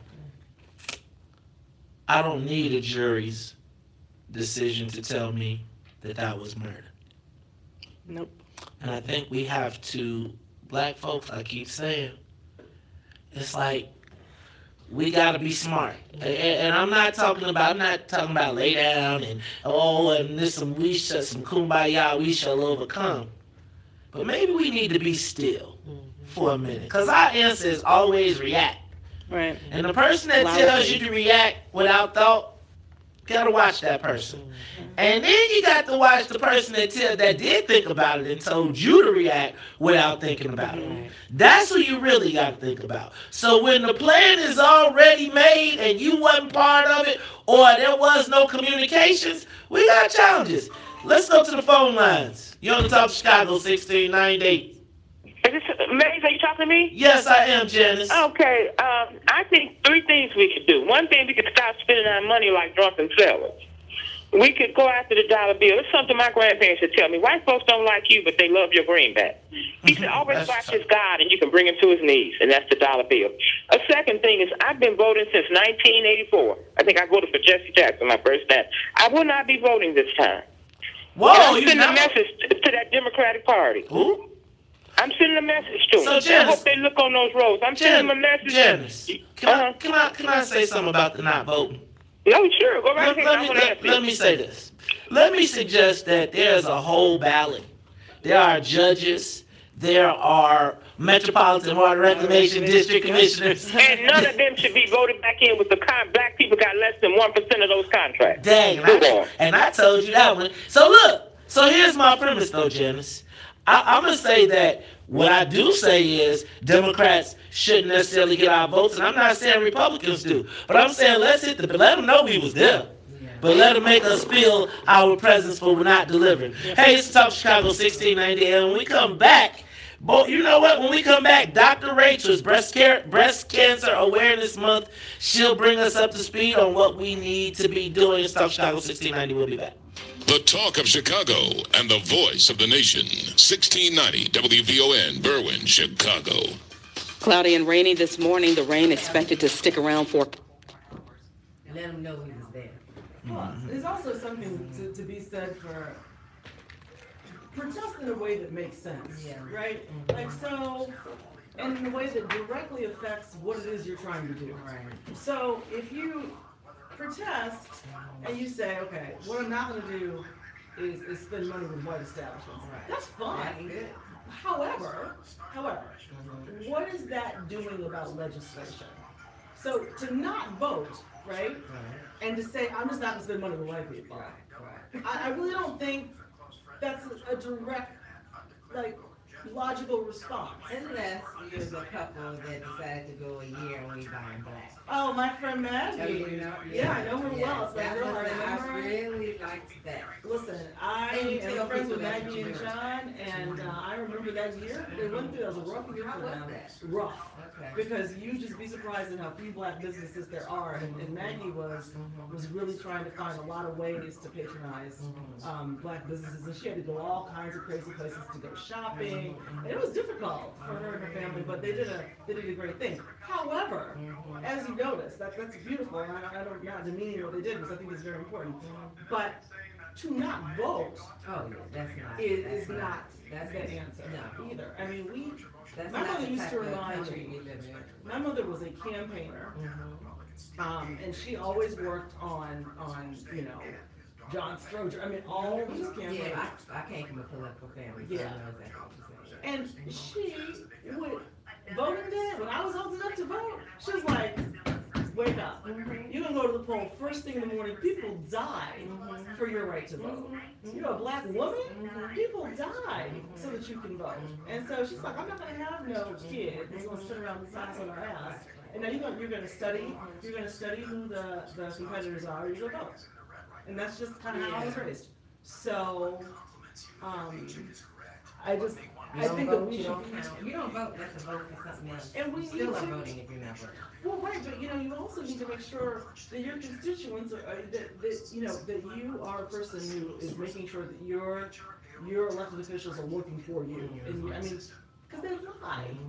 They won't tell you anything. I'm for you, I'm for this, I'm for that, but then you have to hold their feet to the fire. And if they're not doing what it is they're supposed to do, get them out. You know, and we really, you know, I mean, I'm not, you know, thrilled about our aldermanic coverage right now. Have you ever thought about political office? Or you guys? What? Have you ever thought about political office? I ran at one time and got out. I run political campaigns though. Oh, okay. In my other life.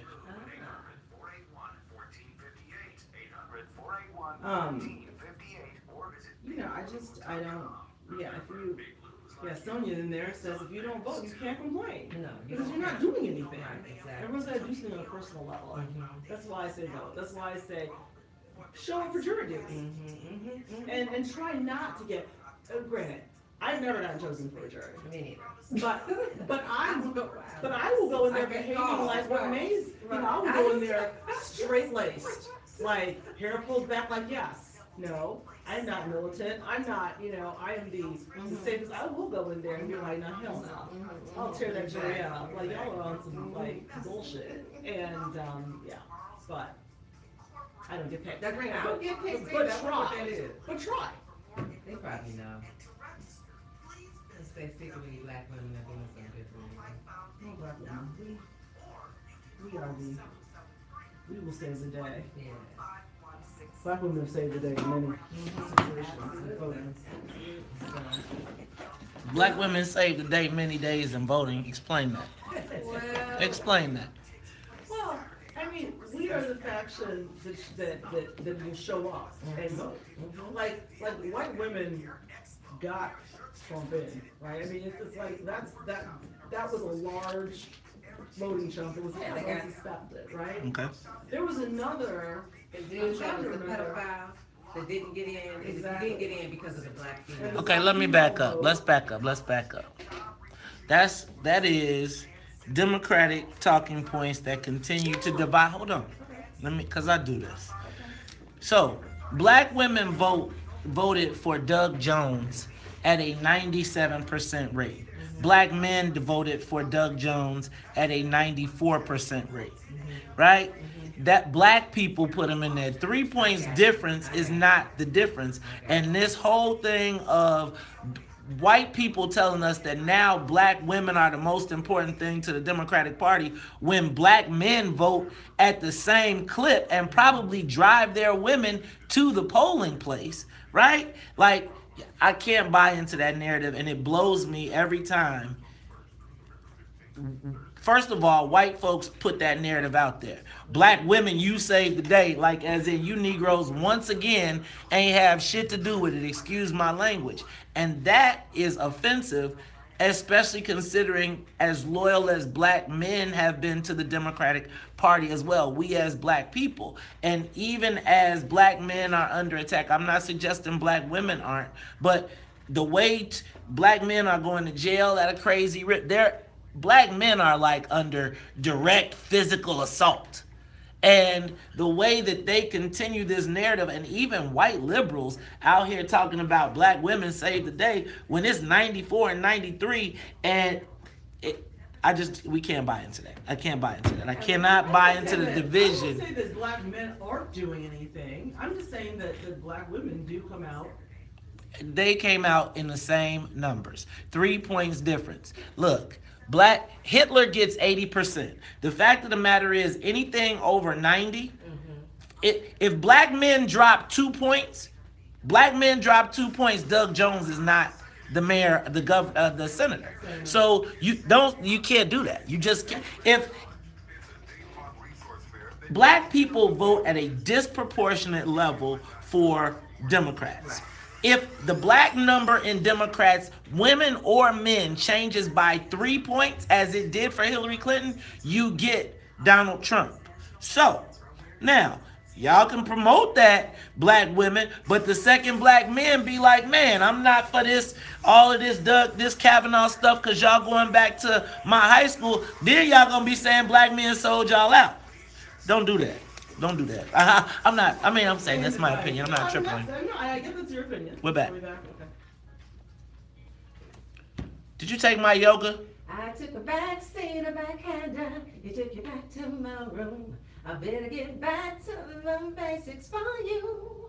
Oh yeah, got a conscious compassion. You got away with the word. You got a heart full of complacency too.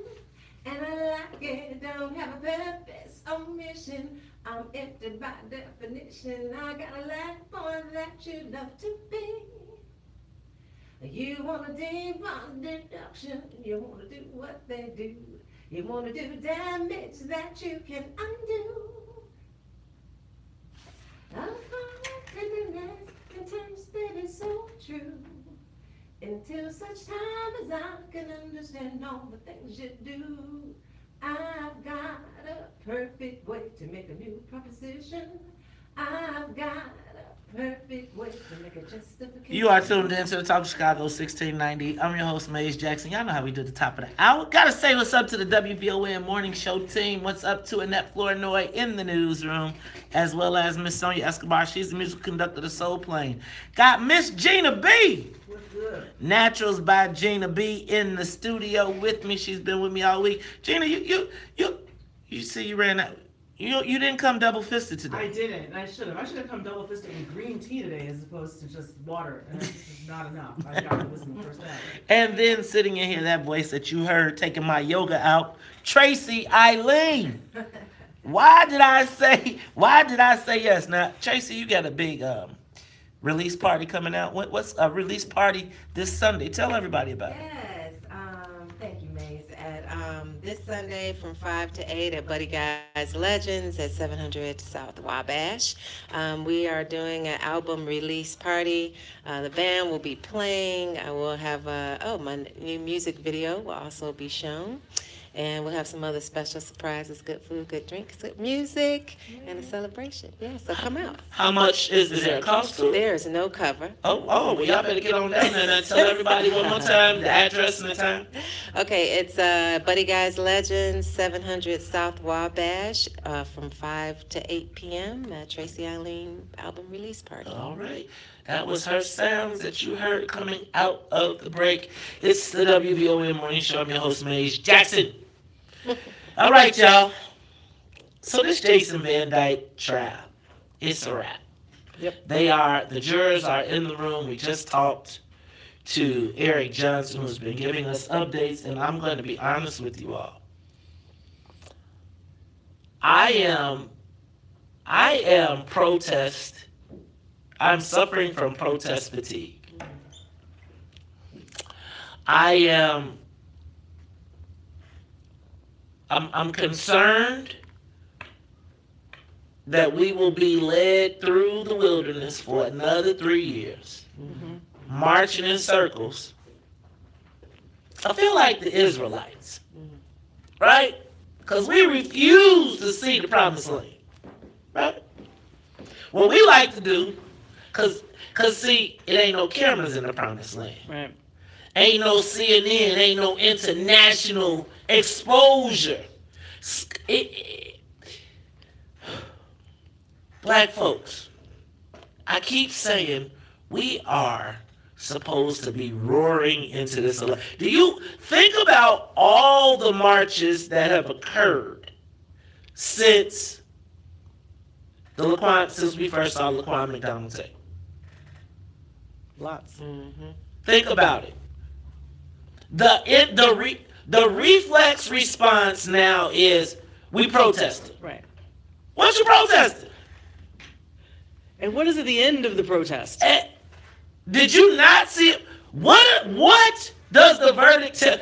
Are you telling me that if the white folks come back and say that Laquan McDonald, that Jason Van Dyke was guilty, then do you know what that sound like? That sound like whoever said we won when we shut down the damn right. Right. Remember when we won because we shut down? We accomplished it.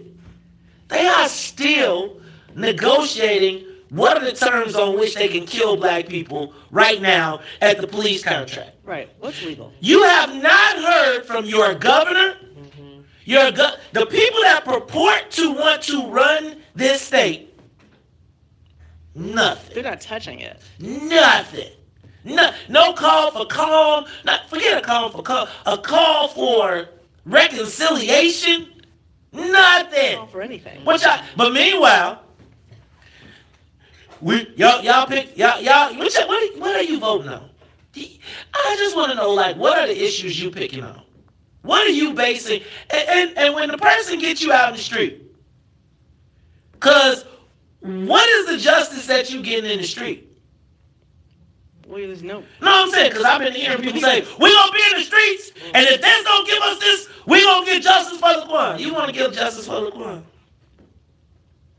Let's get let's change the hamster wheel. What is it? No, I feel like Groundhog. Let's change Groundhog Day. Right, so that every day. Think about how many people right?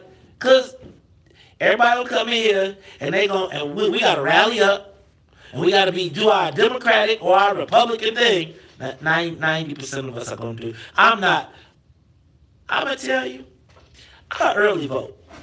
I'm not early voting. I'm not early voting. You're going to have to earn my vote all the way up to election day. Yeah. Let me tell you what they want you to do. Go deposit your vote. Don't know what you voting on, because ain't nobody talked about. The trial of the century is happening right now. Right now in Chicago.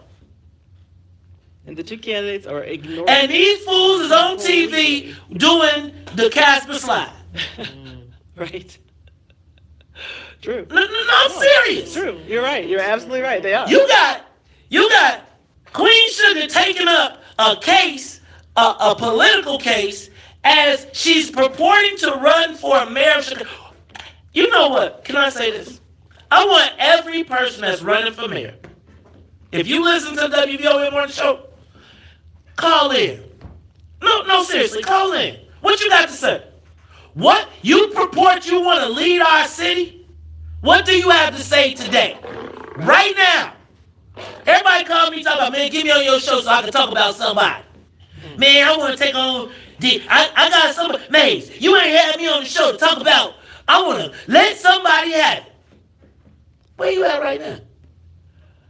Well, what do you think? Why do you think they have not addressed it? Do you think that they haven't addressed it because they don't have to? It won't matter. They don't have to. They don't have to because it won't matter to their votes.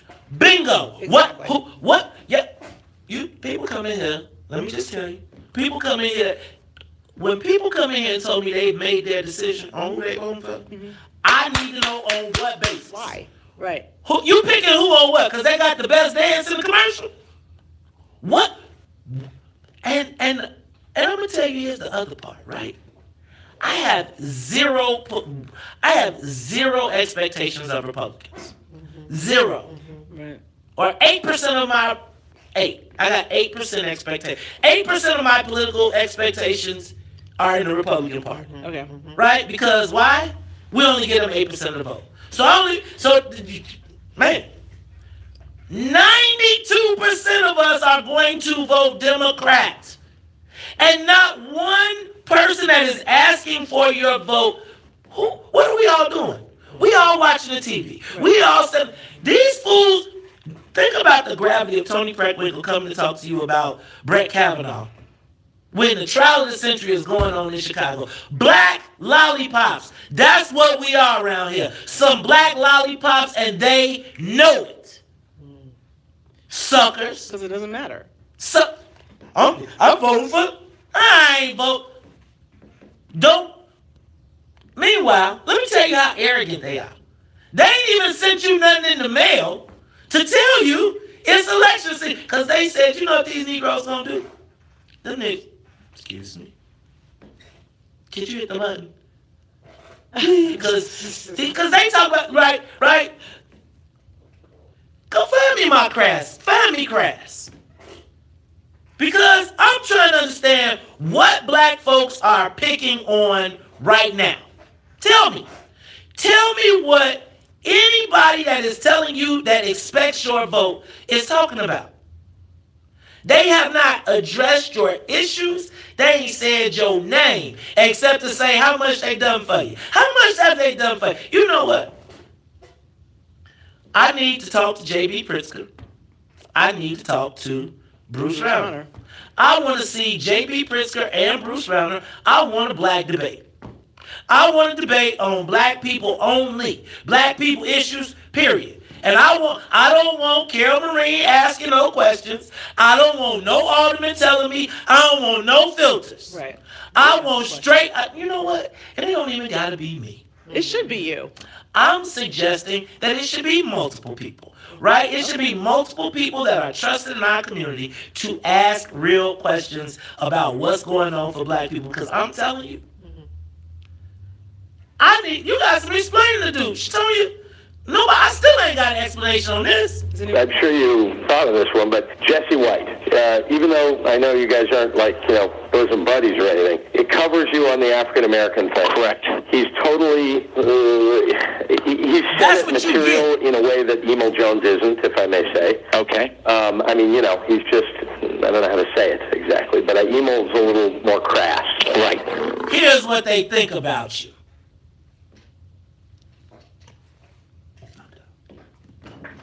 More of the morning show with Mace.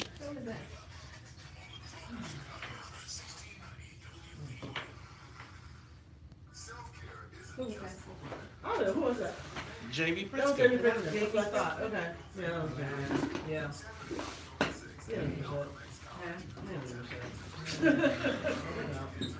Has anyone called in? Anybody running for mayor?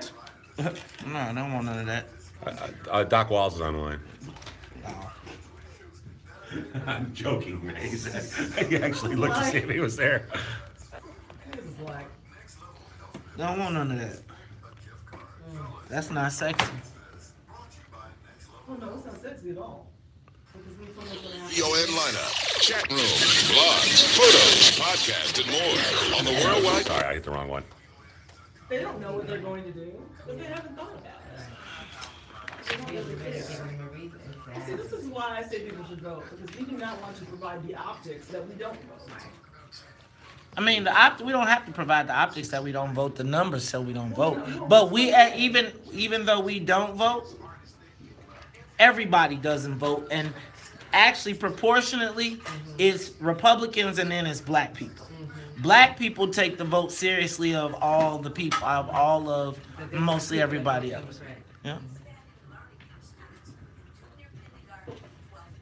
In the city. Now, if you go downstate, it's totally different. Well, I mean, obviously, if there's no population there, then. I was in Springfield for the first time in several years, not long ago. It's real different down there. Real different. I can forget, I'm like, wow, do I live in this state? crazy. I was there for the state fair. It's very good. How often are you down in Springfield, Maze? Not very much anymore. I used to be down every week. Yep. Every week. 3 days a week. Went down on Monday night, didn't come back till Friday when I lobbied. Now I don't go because I'm here all the time. Do you miss it? I miss it. No, let me back up. Going to Springfield is where I realized we were getting screwed over. And once I realized we were getting screwed over, then it was hard on my brain because I would be going there every day. Our Shining Star recipient is here. Hi, how are you? This is Kelly Thigpen, Maze Jackson. Hi, how are you? Congratulations.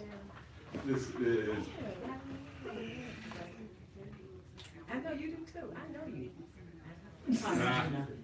Gina B. Nice to meet you. Congratulations. Tracy Eiley. Let me get the name out there. Tracy. Kelly Thigpen. Okay. So what we're going to do is we're going to speak directly into the microphone about 2 inches away. And if you could just maybe scoot over a little bit, because the cameras I was telling you about are right there. Okay? And then we have headphones here so you can hear clearly. All right?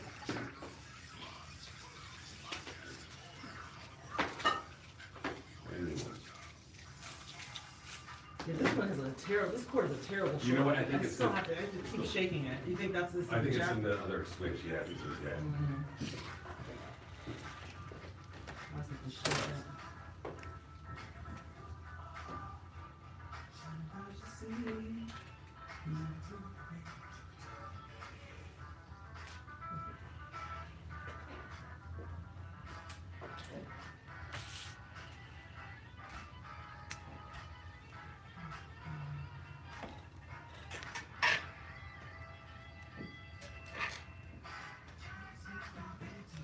You are tuned in to the Talk Chicago 1690 AM. You know this is the WVON morning show, and once a month, you know what? Leak and Sons.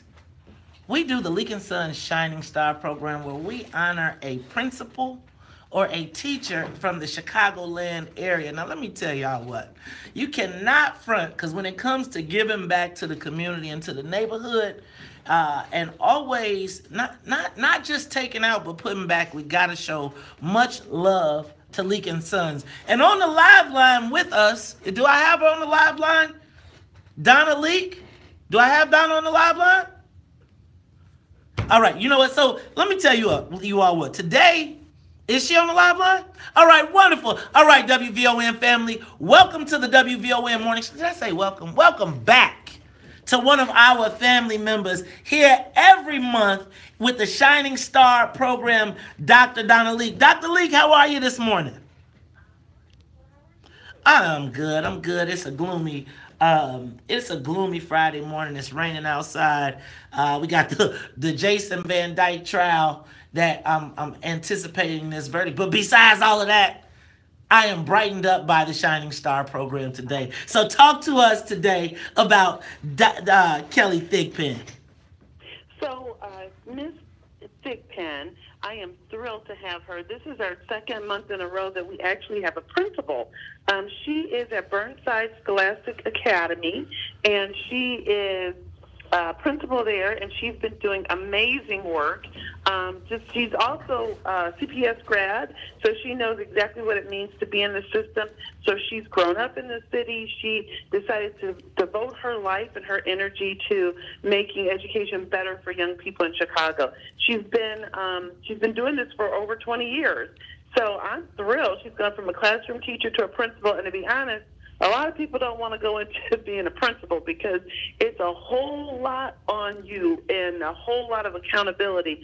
So for her to take on that role, having been a teacher in the system, and to work her way up to principal, I think is just amazing. So we're thrilled to have her. Hey, and so speaking of that, Miss Kelly Thigpen. So you know what? I never know how to, I'm all grown up. So you know how when you get all grown up, remember it was good morning, Mrs. Thigpen, right? So how do I address you, Principal? Because I'm a grown man, but I know you got students listening, so I'm gonna do it like this. Good morning, Mrs. Thigpen. How are you today? I am doing well. I'm excited to be here. Well, we are excited to have you here. So tell us, where is Burnside Scholastic Academy? So Burnside is located at 650 East 91st Place, and I usually reference Thule Park. A lot of folks are familiar with Thule Park, so we're down the street from Thule Park. Now, you went from being a classroom teacher to a principal. 20 years in the game, first of all, how did you stick to it and make it, going from a teacher to administration, how did you do it? What advice would you give people? I mean, first, you got to have a love for children. This is a work of heart, this profession.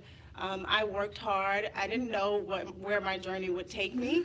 I was a classroom teacher. I worked hard as a classroom teacher. Someone saw that I had other talents, and from there I was promoted to a coach, and then assistant principal, and then a principal. But I think my work ethic and my dedication to student success is what got me to this point. Talk to me about being a principal at CPS in kind of this environment where, it just seems like there's so many challenges. How do you keep your young people motivated and fired up to come to school? So we got to keep a nurturing environment in the schools. Our kids need love. They need to know that you're there for them, that you're there to support them, but also to help them grow academically, love themselves. We're developing a whole child these days. When I went to school back in the day, I felt like we were developed socially at home, emotionally at home. But in the school system now, we have to develop well-rounded children. So we're working with them in all areas, social, emotional, and academic. That seems like it presents a challenge because you got to meet the demands of scholastic success, but you got to work through some of the challenges that they're dealing with to even get to the scholastic success. Talk to me about that dedication that you have to do that. I just think it's just who you are. I think that growing up, I had some challenges as a student. I was born and raised in Chicago. I'm also a CPS student, and I felt often that I was somewhat left behind.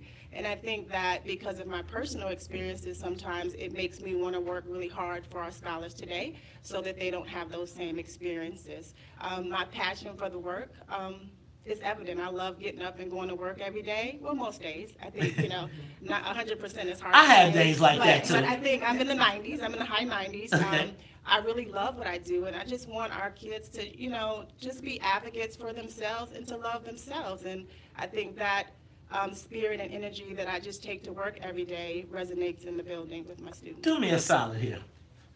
Every time I hear about our kids in school, I always hear some bad story. Tell me something good about the kids. Tell me something I want to know. Our kids are amazing. Wow, I have lots of stories. We have beta students that do service learning projects for struggling families in our community. We have writers. We have awesome teachers in our building that are dedicated to student success. Our students, I would have to think about all the amazing things that they have done, but we have some amazing students at Burnside, and just to see the transformation of them over the years. This is my 6th year there, and we've seen a lot of students grow socially, which to me is huge. Well, let me tell you what, you are clearly very popular because my Facebook feed is blowing up. You are Network 12? I am a network. Let me tell you, these network look at these Network 12 principals showing you mad love. So, hey, it is, I'm going to say it. Let me do it like I did it in school. Good. Let me say, how we do it? WVON family, help me say, congratulations, Mrs. Thigpen, on being the Lincoln Sun's shining star. Now, do me one more favor before you do, because I bet your students are tuned in and they are probably somewhere around the radio. Give them a shout out for me real quick. Good morning, Burnside family. I love you. I miss you. I am so thankful for you. To my staff, my entire staff, from my custodians to my lunchroom staff to my awesome teachers. I appreciate you. I thank you. To my leadership team who's here with me, and I love you. You know what? And I want to make sure we thank Dr. Donna Leak and Leak and Sons for all they do in the community. All right. Thank you. Congratulations. Congratulations. Thank you so much. Thanks, Donna Leak. That is Donna Leak, Leak and Sons Shining Star Award. All right, let me do it one more time. Good morning, Mrs. Thigpen. We'll see you. We'll be back after traffic, news, and the weather. Live from the WVON newsroom, here's our news now. Thank you. A rainy morning in Chicago with temperatures in the upper 50s. We're headed toward the mid-60s. Good morning. I'm Ina Flournoy, and here's what's happening. The outcome of the Jason Van Dyke murder trial is being... Who would you like to see run for Governor? governor? You know who I would have loved to see? I mean, I don't know if he's ready yet, but probably Art Turner. I think Art Turner Art Turner Jr. has kind of the package.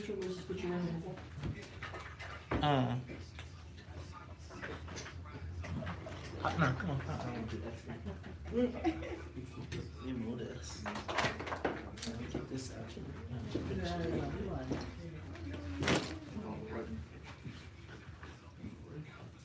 One, two, three.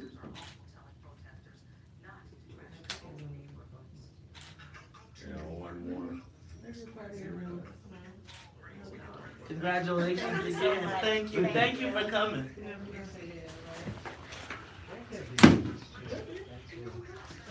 It's lovely to meet you. Congratulations. I know. Tracy Smith.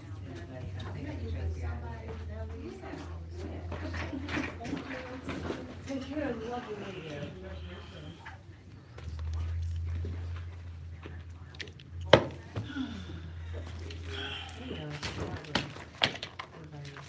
Everybody knows everybody. Now, what about Mayor Mays? What about Who would you like to see run for mayor? Carrie Steele? Carrie would be an awesome mayor. I think Carrie is the most unassuming, soon-to-be powerhouse that there is. There is, I mean, you think about young, black, female, educated. She runs a lot. She has a tremendous amount of experience at Water Rec as far as budgeting, as far as like she's on most of the high committees, etc. What's she doing? What's that? So sorry about that. She's probably going to go yesterday.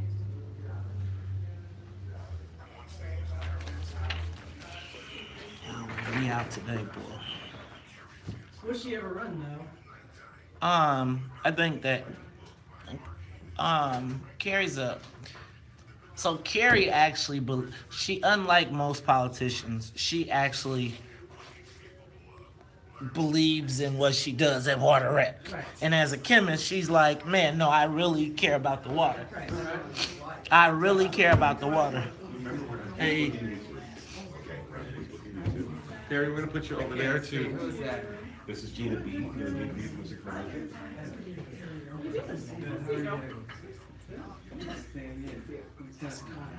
All right, how are you? No. Okay. Hi, how are you? Good, how are you? All right. Barry, we're gonna put you over here, okay? And Lisa, we're gonna put you over here. All right. Let's see if I can. Is that okay with you? All right. You said no, I really didn't have an answer for you. Oh, my crap. I'm just gonna put this down. Okay? Do I need to read this? Yes. Can I have that please, man, so I can put it in here where it belongs? I do believe that's what happened. Yeah, I'm just checking to see if there's anything you can comment on, but so it pops up. I'm gonna give shout outs to people. I want to make sure my hair looks okay. I heard, was that you on the radio? You are, okay, we'll do it after. Yeah, we'll do it when we're done with the okay? Anytime before the end of the show. Yeah. Cool.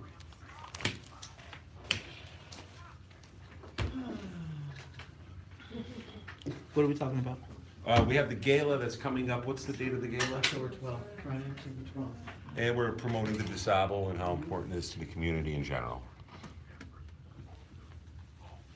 And how important it is to build up our membership. There we go. Who was your one? Which one? That's my CEO of my I'm the treasurer. She's our treasurer. I'm like his chair. The chair's got you all day. How you been, Mace? Is he on the phone? Is he on the phone? He's listening. Yeah, for sure. Make sure you get him. About a short and Don't miss pianist Ahmad Jamal's return to Symphony Center Friday, October 12th. Concert features works from a 7-decade career. You can hear? I can hear. Oh, you can. Marcel. Tickets started for CSO.org. COSSO.org. Ahmad Jamal's return to Symphony Center.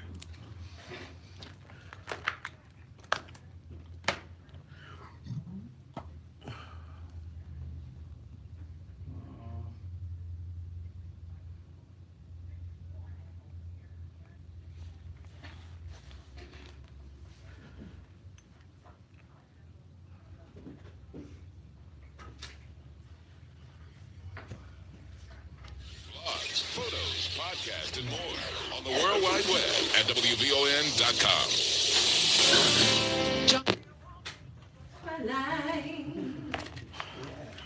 I'm on my way home. Sing it, girl. I left days ago, and no one seems to know I've gone. Home is where the hatred is. Amen. Home is filled with pain, and it might not be such a bad idea if I never went home again. Wait for me as you can, and ask me why, ask me why. Hang on to your rosary beads, close your eyes and watch me die. You are tuned in to the Talk Chicago 1690 AM. Those are the sounds of Tracy Eileen. Why did I say yes? Now, you know what? Tracy Eileen is going to be having an album release party this Sunday. That's right, this Sunday, y'all. Y'all gotta forgive me. My short-term memory sometimes escapes me. But Tracy Eileen will be at Buddy Guy's Legends 4 to 7. 5 to 8. 5 to 8. See, 5 to 8. Free food. No. Now you said free. Oh no, it's free to get in. You got to bring your money, bring your wallet. Come on down. Make sure you come check her out. The sounds. But speaking of bringing your wallet, coming on down and checking her out. In the studio right now, we have the president of the DuSable Museum, Miss Perry Ermer, and her treasurer, Lisa. I'm sorry, I'm not. Tell me your last name one more time. That's okay. My name is Lisa Pilot. Lisa Pilot. You got that voice. You trying to take my job. Don't let her. Don't have her. She got that voice. She got, I'm trying to, that's one of them voices. But hey. My degree in broadcast journalism. See, that's what I'm telling you. But look, we have two, you know what, I feel like I'm in the studio. I'm surrounded by 4 lovely ladies. But 2 of those ladies are here today. Women are, please know me too, so I'm just respectfully, want to make sure that we know that we are doing what we have to do to support our own. And one of our flagship, one of the crown jewels of Chicago. And I always talk about Chicago being the Black Mecca, right? This was the place where, they talk about the Harlem Renaissance, they talk about all this other stuff, but the Mecca for Black culture right here in Chicago. And that culture was warehouse is a bad word, was featured, showcased. It was part of the mission of the late, great Dr. Margaret Burroughs. And so as we continue that legacy of showcasing the best of Black Chicago and our culture and our heritage, I thought it was important that we have the president of the DuSable Museum come in, as well as her treasurer, come in and talk to us about what they got coming on. Now, you all have a very big gala coming up, as well as it's important that we support our own and become members. So, Perry, go ahead. Why don't you speak to the WVON listening audience and let them know about DuSable and all the great things that are going on over there. Absolutely, Maze, and thanks so much for having us on this morning. You know, it's always a pleasure to be on VON with the VON family. And, you know, I cannot overstress how important the DuSable Museum and our mission are today more than ever, right? You look around the world, not just in the United States, not just all over the world, and how important it is for folks of every color to understand our heritage and our history. And so that's really our mission, is to educate everyone through Black history, art, and culture. And we want to really reclaim our own narrative, because as we know, our story has been told by other folks, and that from their perspective, and that's not always, in fact, it is often not accurate, not complete, and not celebrating Black culture. So in the spirit of Dr. Burroughs, our founder, and by the way, for your listeners who don't already know, we are the oldest independent Black museum in the nation. The oldest one, the first, the leader, the mothership. Nothing else would have existed in this vein without Margaret Burroughs and the DuSable. And even Lonnie Bunch will tell you that the National Museum could not have been possible without the DuSable. So we are all about telling our story, the story of Black achievement and accomplishments and leadership through a Black Chicago lens. And what you said a few minutes ago about Chicago being the center of the universe, basically, for Black folks, it's absolutely true. Because during the Great Migration, this was the place where folks came, and there's no industry, there's no profession, there's no anything that Black Chicagoans haven't been the pioneers and the leaders in. And those are the stories that we want to tell, and not only tell our history, but also to make history by bringing in our youth and our young activists and our young people, to reconnect them with the past, to reconnect them with the first civil rights movement and civil rights struggle, because as we know, we're in another one, thick in another one right now. So you all have a big event coming up, right? You got the gala. Lisa, so why don't you tell us a little bit about it? The gala, we are honoring Cicely Tyson as well as Vic Mensa. It's October 12th at the Marriott. Okay. We are looking forward to everybody coming out and participating and, you know, enjoying this gala. It is an outstanding gala that we put on every year. So talk to me about the gala, because you know what, that is like the night that Black Chicago showcase, one of the nights, because we are actually coming into gala season. I was just thinking about that. Like usually, I was thinking summertime shy, and then you kind of go into, you know, some people call it cuffing season too, right? But I don't have nothing to do with that. I got my wife, right? But then also in that time is also gala season, and you start to see where Black Chicago's elite puts on, and they come out. And so talk to me about what we can expect at this gala when we see it. Oh my goodness, so we are convening, as Lisa said, at the beautiful new Marriott Marquis Chicago. That's the one down near McCormick Place, 6 p.m. on Friday, October 12th. It is black tie optional this year, or business attire, because we want folks to come from work and not, you know, have to go home and then come back. So 6 p.m., as Lisa said, the magnificent, the wonderful, the incomparable Miss Cicely Tyson will be honored with our first ever Star of Stars Living Legend Award. So she will be here in Chicago, and Chicago's very own Vic Mensa, you know, and I spoke about activism. You know, these are the young people. Not only is he a magnificent musical artist, but he is an activist. He is just out there talking to our youth and really, really promoting what needs to be promoted in terms of young Black leadership, and we're honoring him for that. Now, speaking of what needs to be promoted, we got the treasurer here, right?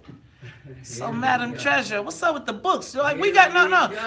Here we no. Hear me out. Stop. Slow down. So, to keep operations like the DuSable running, we need people to subscribe. We need people to become members. Talk to people about how they can become members. Memberships are very important for our institution, and I think it's important that everybody in Chicago gets one for DuSable Museum. It starts there.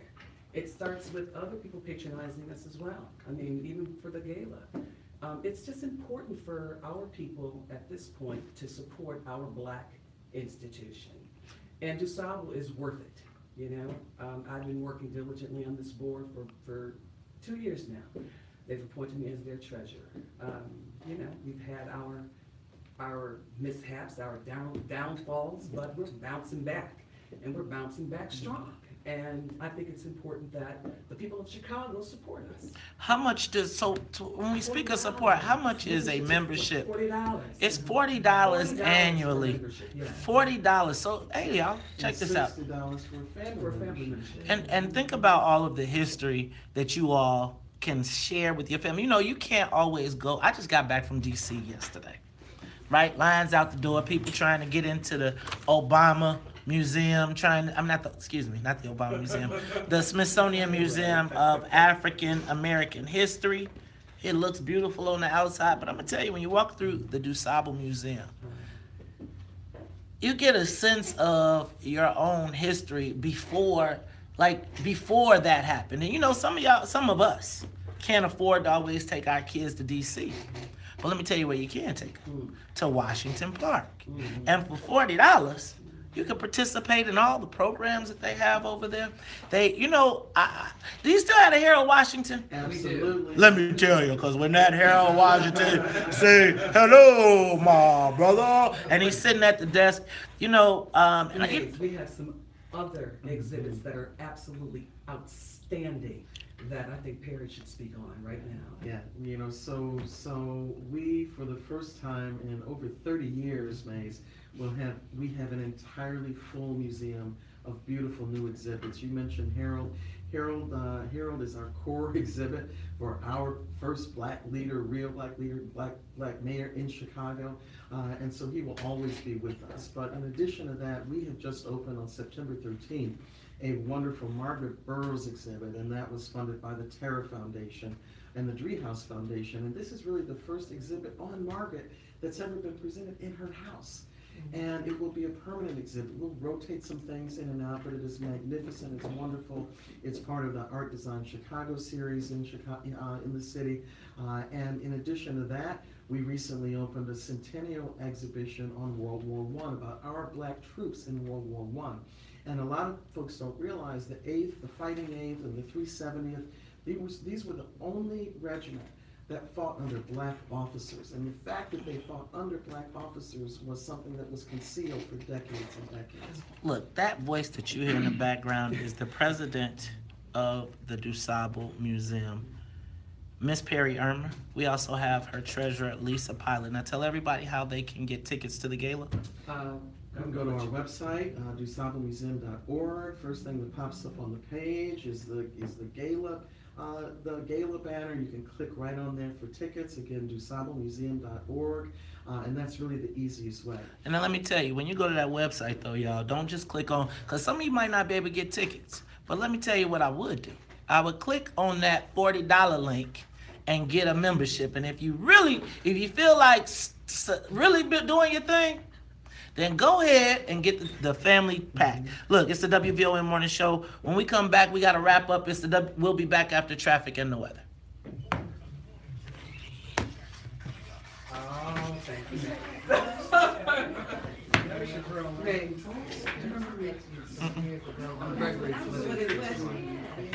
Oh, okay. So now you get to how you doing? Well, you still do. I'm good. All right. I was in here with him, remember? So much. Wait, the pastor? No, I was thinking of my other guy, but okay. Got it. Okay. Cool. It's all good. But thank you for having us on. No worries. You know, I You know what? I do, and in the morning. It's worse, yeah. Harry too, right? It's like, oh God. I hope we were okay. Yeah. Well, we did.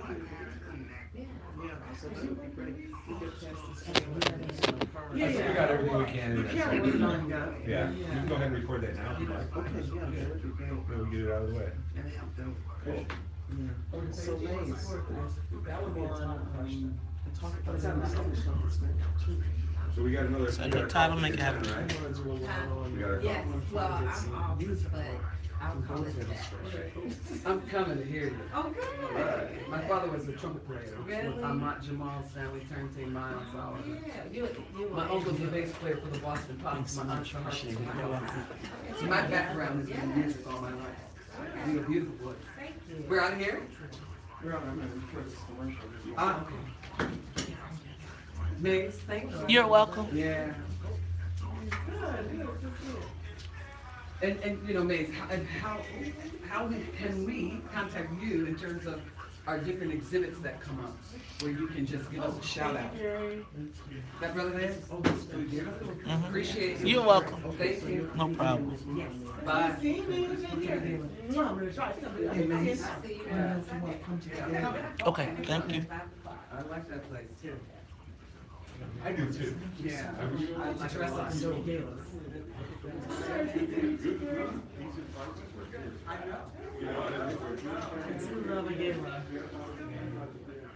I buy dresses.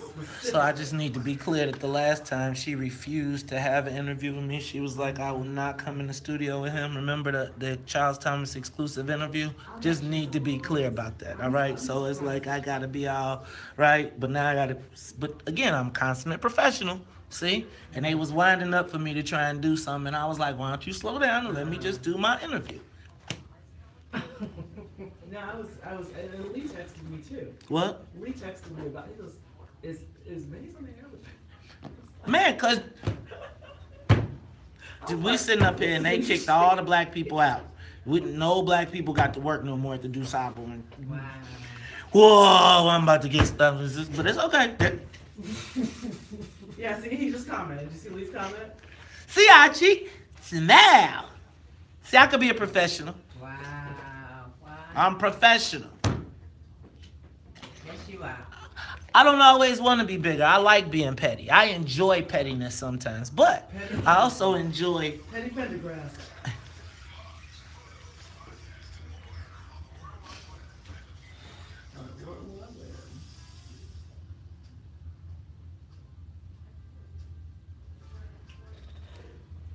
Big man, alright. Disco dancers greet him. Plain clothes cops greet him. Small town big man, fresh lipstick glistening.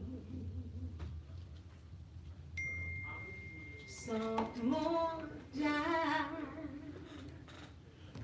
from victims of typewriters. The band sounds like typewriters. The big man, he's not listening.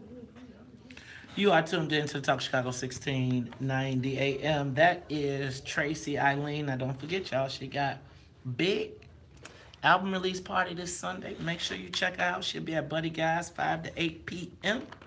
It's free to get in, but bring your wallet, right? Buy your CD. Get you something to eat. Buy a drink. Support the business. You know what I'm saying? Hey, I got my girl Gina B sitting there with me. She's been with me all week. Gina, it's been a great week. I appreciate you sitting in with us all weekend. Like I told you before, we know we'll have you back. So don't think of it as a don't think of this as a goodbye. Think of it as a see you later. Not like that. We got some time. But I just wanted to make sure you know I did appreciate you being in here today. It's been I was on the plane yesterday. Woke up late, not late, but on time. But I sure been late. It was been a crazy day. They changed up it on me, but we rolled through it. So we got to do this. But I got one more thing I got to ask about before we get up out of here. So did anybody see the story in the paper? And I think I'm going to talk about this on Monday. But did anybody see the story? I think we were talking about it earlier. What's his name? Kerry James Marshall has a painting at a Chicago Legler Library worth $15 million. They gave it to him a while back. $15 million is worth, and Ron wants to sell it.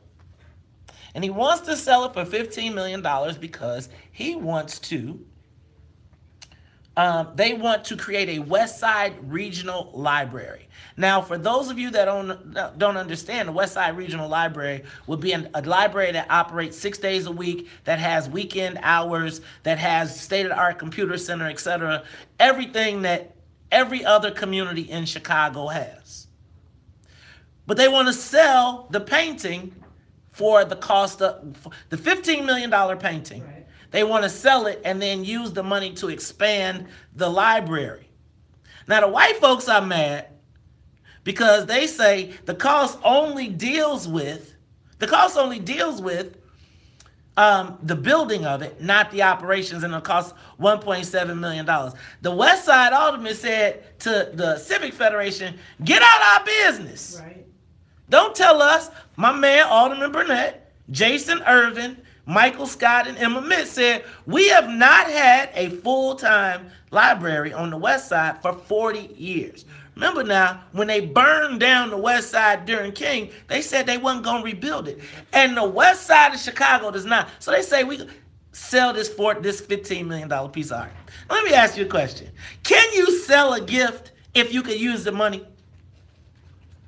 I mean, I just feel like that money should be coming out of the city. I mean, why do we have to sell art to get the West Side Library? So I think that's a great point. I think that's a great point. But I'm saying, like, can you sell a gift? If you should sell the gift. I think so. I'm going to tell you what. Let me tell you what. You give me a $15 million gift and I can get 15 cash for it. I don't care what I'm doing with it. You're going to have to be mad at me. I invite you to the Bahamas, but you're going to be mad at me because that $15 million painting is getting sold. But I do agree with you on that. The $50 million painting should be put in a museum, and because his work is beautiful, and the city should cough up some funds to give the West Side, of all things, everyone's doing. Check this out. But think about for 40 years, while y'all be making fun of the West Side, think about that. For 40 years, nobody, and so even if they did come up with a plan, and I'm sure the city can come up with whatever to get the money, but think about the gravity of 40 years not having a library open on the weekends. Yeah. Think about that. Right. Now, I'm going to tell you what this guy Lee Farmer said on Facebook. He said, why don't they use the TIP funds that instead of giving them to Navy Pier, ooh, is he talking about the rat? I mean, excuse me, the Third Ward. Is he running for Third Ward Alderman? Because I'm telling you. Gina, you live in the Third Ward? I don't live in the Third Ward. Ah, you lucky, boy. You lucky. Because I'm out here. Let me stop. I'm not. Because, next thing you know, she'll be around here talking about something else. She'll be trying to not support. You know what? I'm going to stop. Can I tell y'all this? So I just need to point out one more thing before I go, because I've been frustrated this morning. Because there's so much stuff going on. And so be on the lookout, because I think I'm going to do a live this weekend, because we got to get caught up on this thing. I posted a picture this week of Tony Preckwinkle in the white meeting. Remember, with all the white people and no black people, and they was having a secret meeting about how they was going to get rid of the black people in the city. Well, now, she has got to get her street cred black, and I'm just telling y'all, black folks, she is trading away all of the black political power in an effort to acquire support from everybody else. Because why? Black people don't care about nothing. So before you get out in the streets this weekend, before you do, just remember, they are trading away all of your she is willing to trade away all black political power to get support from everybody else. And y'all, that just ain't cool. Now, what you got coming up this weekend? I think I'm speaking at a panel tomorrow. I am speaking at a panel, thank you to Amina Hanan Muhammad. Let me find out where that is. What you got going on, Gina? This weekend, well, I might drop by a family care panel. Okay, so first of all, everybody's going to the Family Care Expo. I'm coming to you. I got you. I done gave you how many plugs? I might have to go get a prostate massage. Now look, tomorrow the systemic equality, the economic exclusion of black DOS, descendants of slaves in America, reality versus myths. Tomorrow at 6423 West 63rd Place. I'll be there at 3 o'clock on the panel. I'll also be at the Family Care Expo. You better catch me because I'm going to be moving around tomorrow. All right.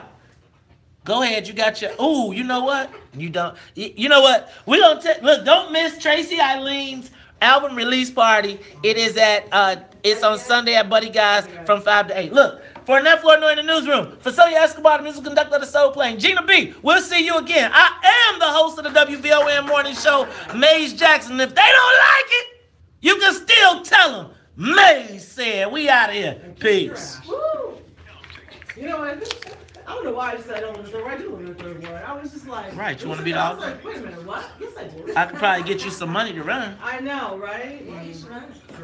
Yeah, this was good. Thank I you wouldn't so pass the much. background check. You're welcome. You're welcome. I wouldn't pass the background check either. Huh? Here, give this to Carrie for me. Thank you. My shot. Carrie. I was like, what y'all doing on Sunday? Huh? I was trying to say, what y'all doing Oh. on Sunday? Let me tell you about me and Sundays. Thank you, darling. Me and Sundays, You don't do nothing on Sunday? I'd be like, if I don't have to take my son to basketball, I want to sit in my chair. People, not to be like, and like, I have to be, like, I start getting nervous if I'm not in the house after 5 o'clock on a Sunday, because I got to be up, so I got a process that I go through. So if it's early, I do early stuff. Late stuff, I'll be like, but I'm sure it's going to be a knockout, and I'm sure that the people, they will come. I'm doing an acoustic blues set on Saturday night if y'all like the blues. I love live music. Okay. Where? I'm there every second Sunday. Where? At Buddy Guys. Oh, okay. All right, let me take a picture. Okay, you can. I used to be there all the time. Thank you so much for this week. That was awesome. Appreciate you coming in. Really do. Oh, wait, Thank so you. just my ashtray. And I will talk to you later. Yeah, Come 10 on. o'clock. Thank you. Take it. You want to take it real quick? Yes, I do. Okay, how do I use this? What would I use? How would my girl use it? Turn this way. Just a little bit goes a long All right. way. though. Okay. So you don't go sticking your whole hand in the job. Okay. Because you'll be rubbing that shit in for an hour. Thank you. How are you today? I'm great. Thank How are you. today? Good job today. Thank you. You have a beautiful voice. I love that song you were just singing. Thank you so much. Did you really sing Pretty Pretty? I was cracking Yes, up. I did. Oh, you know that, Oh my girl. God, hilarious. You know what? My music director, when he brought that to me, the Spready Politi perfect way,